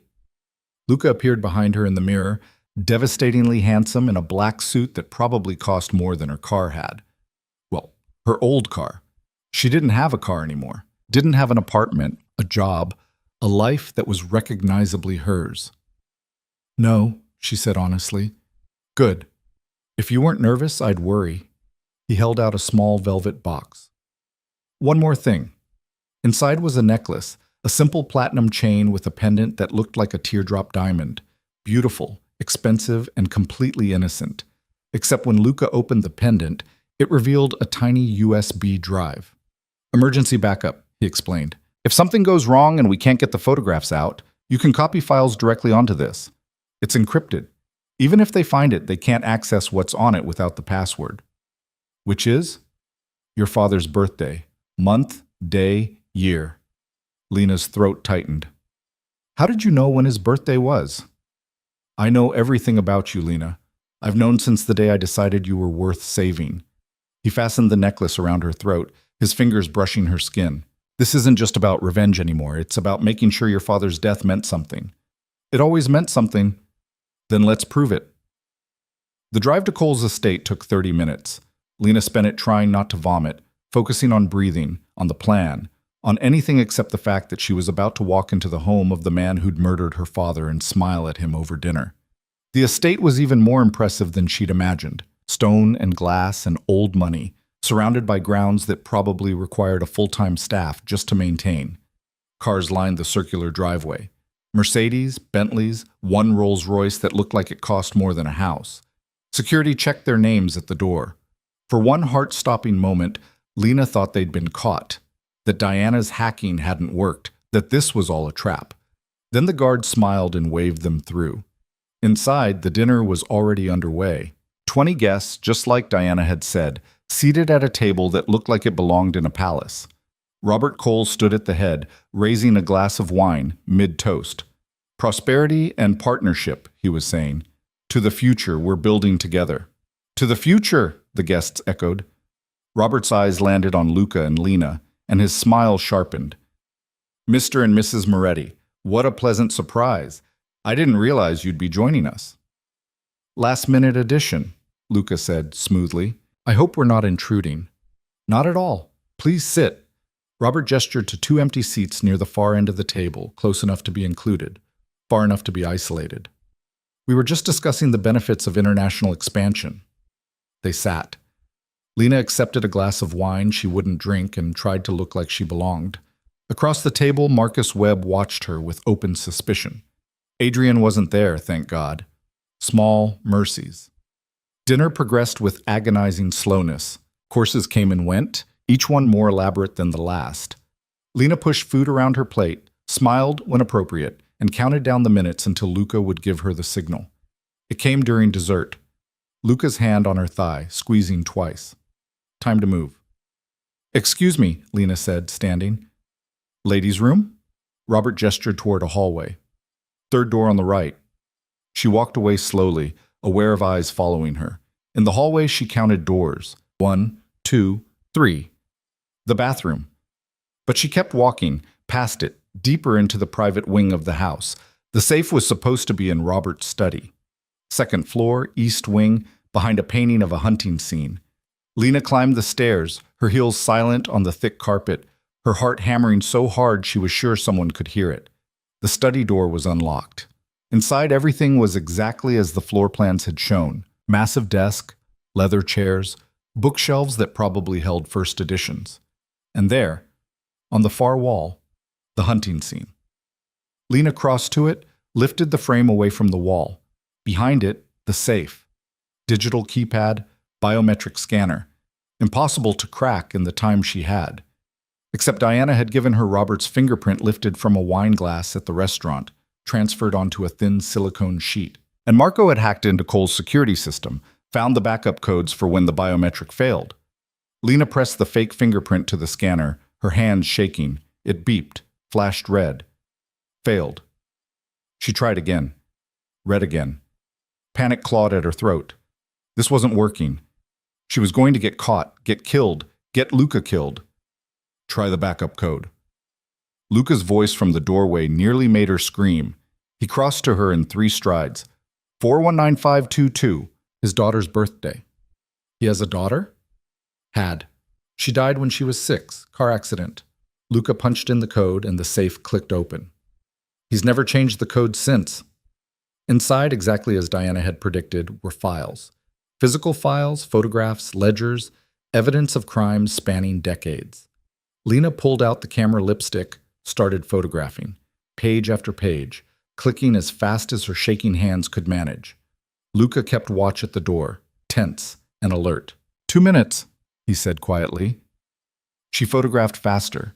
Names she recognized, names she didn't. Payments, murders, trafficking routes. Her father's name appeared in one document, a kill order signed by Robert Cole, dated 3 days before his death. Lena's vision blurred with tears, but she kept photographing. 30 seconds, Luca warned.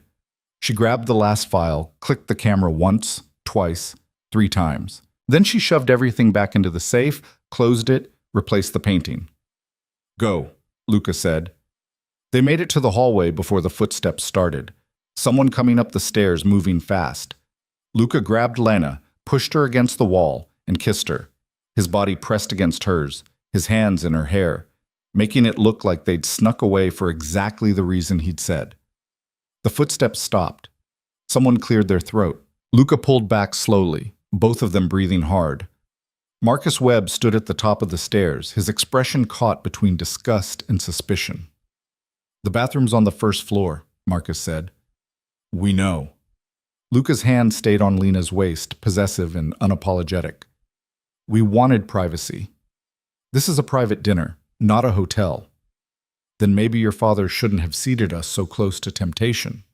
Luca straightened his jacket, utterly unflustered. We'll head back down. Wouldn't want to miss the end of dinner. He led Lena past Marcus, down the stairs, back toward the dining room. Her legs shook so badly she was surprised she could walk. They made it back to their seats just as coffee was being served. Robert looked up as they sat down, his eyes moving from Lena's flushed face to Luca's smudged collar. Everything all right? Robert asked. Perfect, Luca said. Just needed a moment. Robert's smile was knowing, almost paternal. Young love, I remember those days. The rest of dinner passed without incident. They drank coffee, made small talk, and when it was finally time to leave, Lena thought she might actually survive this. Then, at the door, Robert stopped them. A word, Luca, if you don't mind. Luca's hand tightened on Lena's. Of course. Robert led them to a side room, small, intimate, designed for private conversations. He closed the door behind them, and suddenly the air felt too thin. I know what you're doing, Robert said. Lena's heart stopped. You're trying to build your own empire, Robert continued. Step out of your father's shadow. I respect that. But you're making mistakes. What kind of mistakes? Luca asked, his voice giving away nothing. Trusting people who can't be trusted. Getting involved with things you don't understand. Robert's eyes shifted to Lena. Marrying women with complicated fathers. Lena's father is dead. Exactly. And dead men leave behind unfinished business. Robert moved closer to Lena, studying her like she was a problem he was trying to solve. Your father was a good man, Mrs. Moretti. Thorough, honest, loyal. Those are dangerous qualities in my line of work. He was an accountant, Lena said, her voice steadier than she felt. Not a threat. He was both, and now you're here, married to one of my competitors, sitting in my home, pretending you don't know what your husband does for a living. Robert's smile was cold. I'm not a fool, my dear, and neither are you. So let's stop pretending. Luca moved between them. If you have something to say, Robert, say it to me. I'm saying that if you want to survive in this world, you need to choose your battles carefully, and your wife needs to decide whose side she's really on. Robert opened the door, gesturing for them to leave. Think about it, both of you, before it's too late. In the car, Lena finally let herself shake. The camera lipstick felt like it was burning in her clutch, the necklace around her throat suddenly too tight. He knows, she said. He suspects. It's not the same thing. He's going to kill us. He's going to try. Luca pulled out his phone, typing quickly. Diana, we got it. Everything. Start preparing the files for release. Release? Lena grabbed his phone. We're supposed to give it to the prosecutor, build a case. Plans changed. Robert just showed his hand. He knows we're a threat, which means we're out of time. Luca took the phone back. We release everything tomorrow. Every crime, every murder, every dollar he stole. We burn his empire to the ground before he can burn us first. That's not justice. That's revenge.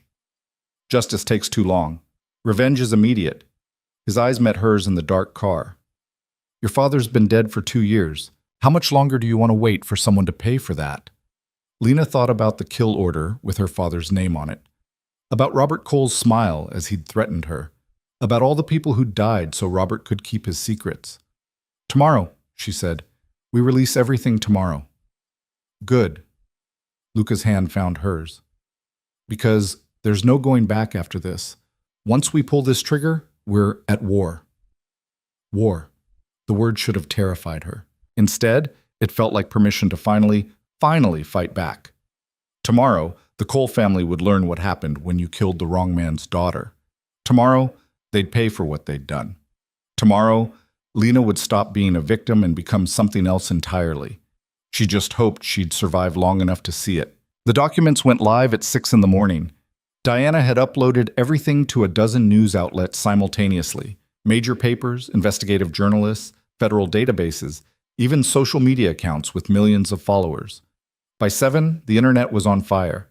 By 8, news vans were parked outside Robert Cole's estate in his downtown office building. Lena watched it all unfold on the television in Luca's study, coffee forgotten in her hand, unable to look away from the headlines scrolling across every channel. Cole family empire linked to decades of crime. Evidence of murder, money laundering, human trafficking surfaces. Federal prosecutors promised swift action. Her father's name appeared in several reports. Thomas Carter, the accountant who'd tried to expose the truth and paid with his life. Some outlets called him a hero. Others called him a whistleblower. To Lena, he was just her dad, flawed, worried, trying his best in a situation that had gotten too big for him to handle alone. They're already moving, Luca said, standing by the window with his phone pressed to his ear. Federal task force formed an hour ago. They've got warrants for Robert, Marcus, and 6 of their key associates. What about Adrian? Lena asked. He's claiming ignorance, says he had no idea what his father was doing. Luca's expression was skeptical. Whether that holds up in court is another question. The doorbell rang. Teresa appeared a moment later, her face pale. "Sir, there are federal agents at the gate. They're asking to speak with both of you." Lena's stomach dropped. "Are we being arrested?" "I don't think so," Teresa said. "They asked very politely, said they just want to take your statements." Luca exchanged a look with Lena. "Let them in." 20 minutes later, they sat across from two FBI agents in the formal living room. The lead agent, a woman in her 40s with tired eyes and a wedding ring she kept twisting nervously, introduced herself as Catherine Reeves, the prosecutor her father had been trying to reach. "Mr. Moretti." "Mrs. Moretti," Catherine began, her voice professional but not unkind. "I'm going to be direct with you. We know the documents released this morning came from you. We've traced the digital footprints, matched them to security footage from Mr. Cole's estate, and frankly, you didn't try very hard to hide your involvement." "We weren't trying to hide," Luca said. "We were trying to expose the truth. By breaking into a private residence and stealing confidential files. That's still illegal, regardless of what those files contained." Catherine opened a folder, pulling out photographs. "However, given the nature of what you uncovered, and given that Mrs. Moretti's father was murdered by Robert Cole, we're prepared to offer you immunity in exchange for your full cooperation with our investigation." Lena found her voice. "You knew about my father. You knew he was trying to reach you before he died." Catherine's expression softened. "I did. Thomas contacted me 6 weeks before his death. He said he had evidence of massive criminal enterprise, but he needed time to ensure his daughter's safety before he could turn everything over. I told him to take whatever time he needed, then he died, and I assumed—" She stopped, cleared her throat. "I assumed he'd been silenced before he could follow through. I've been looking for his evidence ever since." "He hid it for me," Lena said quietly. "In a book, at my work. He knew I'd find it eventually. He must have trusted you a great deal. He taught me that the truth matters more than being comfortable, that standing up for what's right is worth the risk." Lena's eyes burned, but she didn't cry. "I just wish he'd told me what he was involved in. Maybe I could have helped. Maybe he'd still be alive. Or maybe you'd both be dead." Catherine closed the folder. "Your father made the choices he thought would keep you safe. Now you get to honor those choices by helping us finish what he started." Over the next 3 days, Lena gave her statement a dozen times to different agencies: FBI, Treasury Department, state prosecutors. Everyone wanted to hear her story, see her evidence, confirm that what they'd released was real. Each time, she walked them through how she'd found the documents, what they contained, why she believed her father had died because of them. Each time, she felt a little less like a victim and a little more like someone who'd fought back and won. The news kept getting better. Robert Cole was arrested trying to flee the country on a private jet. Marcus turned himself in, apparently hoping for a plea deal. Adrian held a press conference claiming he was cooperating fully with authorities and had no knowledge of his family's criminal activities. Nobody believed him, but he wasn't arrested yet. The rest of the Cole organization collapsed like a house of cards. Associates disappeared, money laundered overseas vanished into government seizure. Legitimate businesses shuttered when banks refused to work with them anymore. 20 years of empire building destroyed in 72 hours. Lena should have felt victorious. Instead, she mostly felt tired. On the 4th day after the release, she found Luca in his study, staring at financial reports that probably had to do with cleaning up the mess they'd made. He looked up when she entered, and something in his expression made her chest tighten. "What's wrong?" she asked. "Nothing's wrong. Everything's—" He stopped, set down the papers. "We did it. The Coles are finished. You're safe. This is what we wanted." "Then why do you look like someone died?" "Because now you get to leave." Luca stood, moving to pour himself a drink he didn't seem interested in drinking. "That was the deal. When this was over, you could go. Start fresh somewhere nobody knows who you are." Lena had forgotten about that promise. In the chaos of evidence and arrests and federal agents, she'd stopped thinking about what came after, about the life she was supposed to rebuild once the danger passed. "What if I don't want to leave?" The words surprised her, even as she said them. Luca's hand froze on the bottle. "What?" "What if I want to stay? Here. With you?" She crossed to him, her heart hammering. "I know this started as a lie, A performance to keep me alive, but somewhere along the way, it stopped feeling fake. Lena, I'm not asking for promises you can't keep. I'm not expecting some fairy tale ending where the mobster becomes a good man and the librarian becomes a crime boss. She took the glass from his hand, set it aside. I'm just saying that I spent most of my life making myself small for people who didn't value me. And then you showed up and told me I could be more, that I was worth protecting, worth risking everything for. And now that I've been that person, strong, dangerous, capable, I don't know how to go back to who I was before. You don't have to go back. You can be whoever you want, wherever you want. You have money, resources, connections. I have a husband. She touched the ring on her finger, this symbol that had started as a prop and become something real. On paper, at least. And maybe that's enough.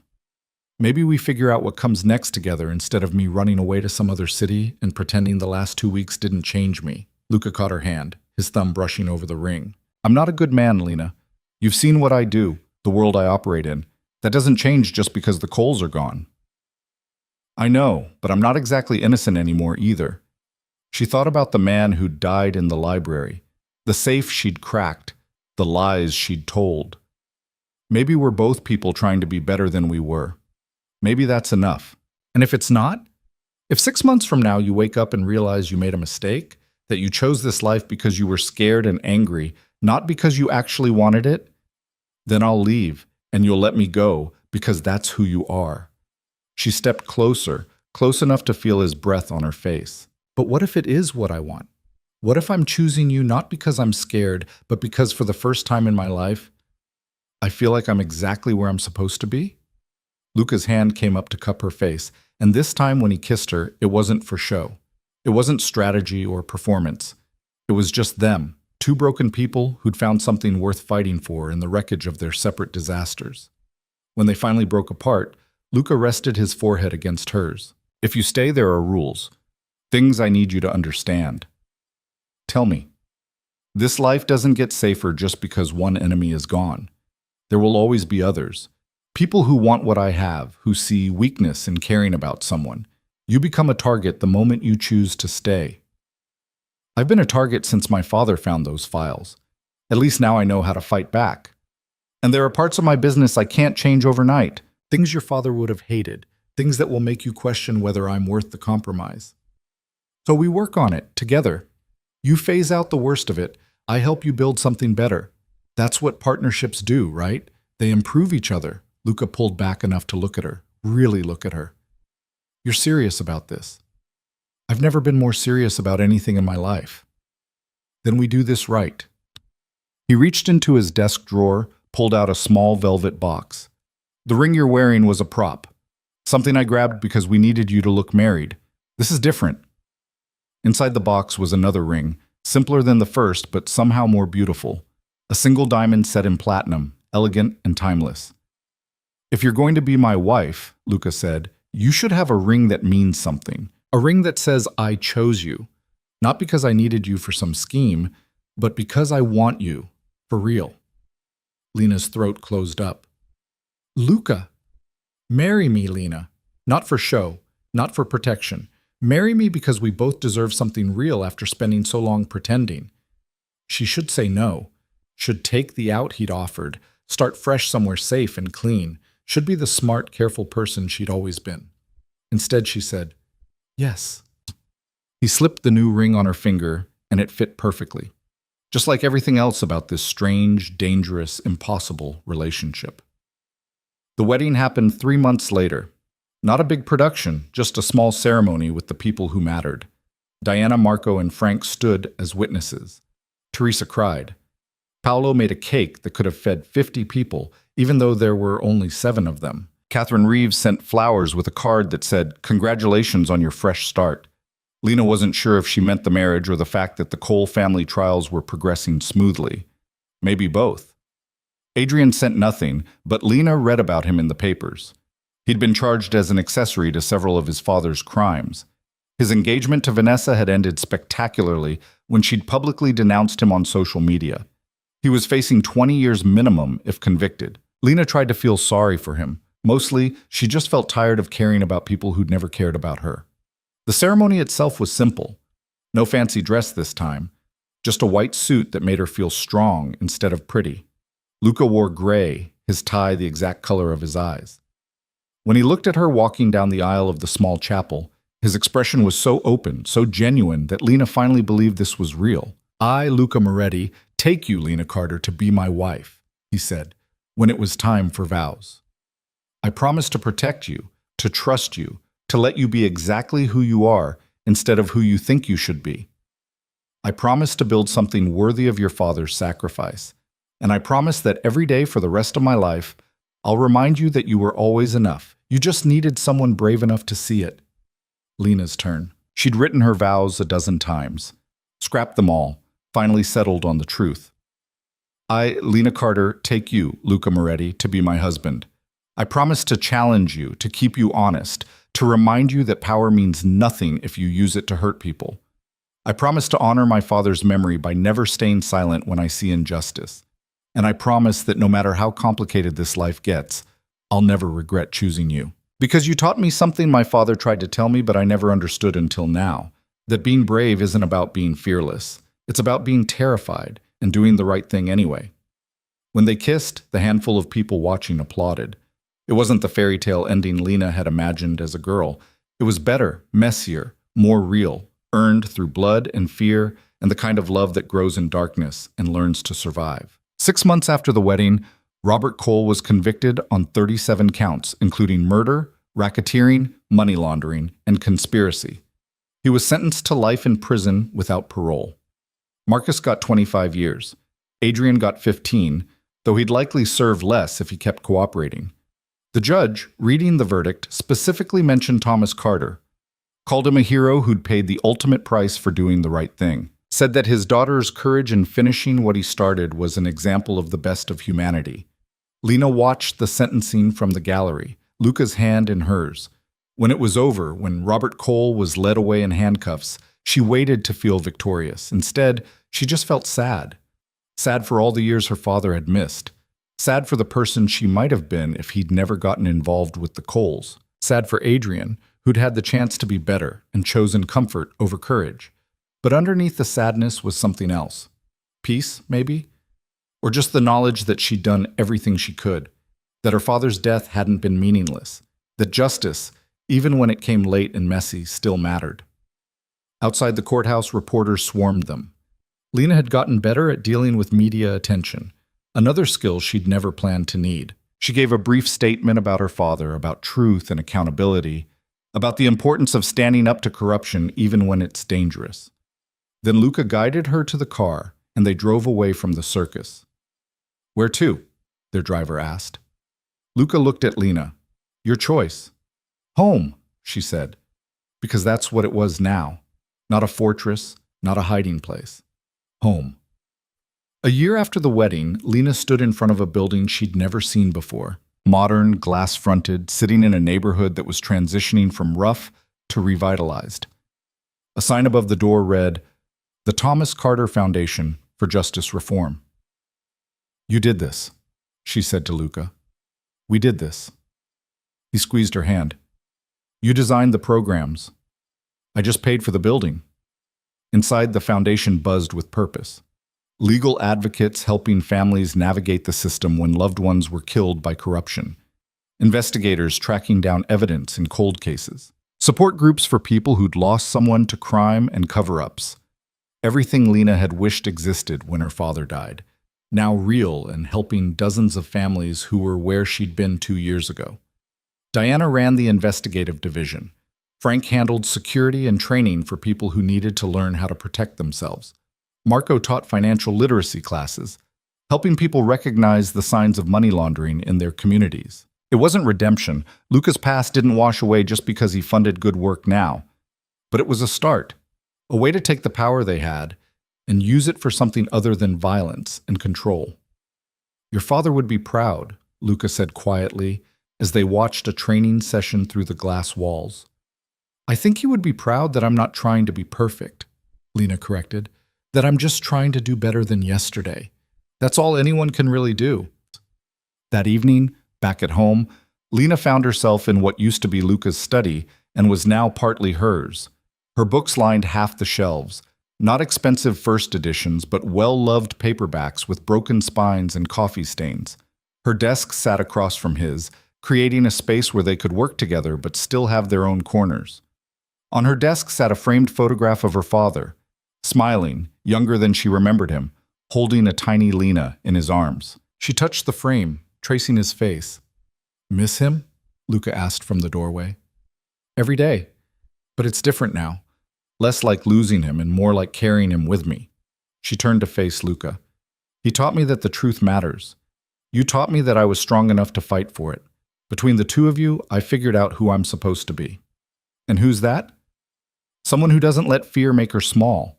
Someone who chooses courage over comfort. Someone who understands that justice isn't always clean or simple, but it's worth fighting for anyway." She crossed to him, wrapping her arms around his waist. "Someone who can love a complicated man and build a complicated life and be okay with the fact that nothing's ever going to be perfect." Luca kissed the top of her head. "Perfect's overrated anyway." Says the man who used to terrify me. "Still terrify you?" "Sometimes. But now it's the good kind of terrifying. The kind that reminds me I'm alive." They stood there in the doorway between his world and hers, the space they'd carved out together from violence and loss, and the stubborn refusal to let evil win just because it was easier to look away. 2 years ago, Lena Carter had been a librarian who thought her biggest problem was a humiliating breakup. She'd been small, quiet, forgettable. Now she was Lena Moretti, wife to a reformed criminal, director of a foundation fighting corruption, survivor of the kind of danger most people only saw in movies. She'd learned to crack safes and read body language and stand in front of her father's killer without falling apart. She'd learned that love could be messy and still be real. That justice could be complicated and still be worth pursuing. That the best version of herself wasn't the one who never got scared. It was the one who got scared and did the right thing anyway. Her father had died trying to expose the truth. She'd lived to make sure that truth mattered. That wasn't a perfect ending, but it was real. And real, Lena had learned, was always better than perfect. Because perfect people never had to make the hard choices, never had to decide between safety and justice, between comfort and courage. Perfect people never learned what they were really made of. Lena had learned. And what she'd found underneath all the fear and doubt was someone worth becoming, someone her father would have been proud to know, someone she was proud to be. The ring on her finger caught the light, not the prop from that first night, but the real one, the one that meant something. She turned it slowly, thinking about everything it represented. Not ownership or obligation, but choice. The conscious decision to stay when running would be easier. To build when destroying would be simpler. To love when protecting your heart would be safer. "What are you thinking about?" Luca asked. "That I should thank Adrian," Lena said. "For what?" "For inviting me to that party, for humiliating me, for making me angry enough to get in your car that night." She smiled up at him. "If he hadn't been such a condescending ass, I'd still be shelving books and wondering why I felt so small all the time." "So we're grateful for terrible people now?" "We're grateful for the lessons they accidentally teach us, like how not to waste your life trying to be what other people think you should be, or how the worst moments can turn into the best things if you're brave enough to see them through." Luca pulled her closer. "You're the bravest person I know." "I'm really not. I'm just someone who got tired of being afraid." "That's what bravery is." Maybe he was right. Maybe courage wasn't some grand gesture or heroic moment. Maybe it was just the accumulation of 1,000 small choices to keep going when stopping would be easier. To speak up when staying silent would be safer. To love when building walls would protect you better. Her father had made those choices and paid for them. But he'd also left her a gift, the evidence, yes, but more than that. The example. The lesson that some things were worth the risk. That living a small, safe life wasn't really living at all if you spent it looking away from injustice. Thomas Carter had seen something wrong and refused to accept it.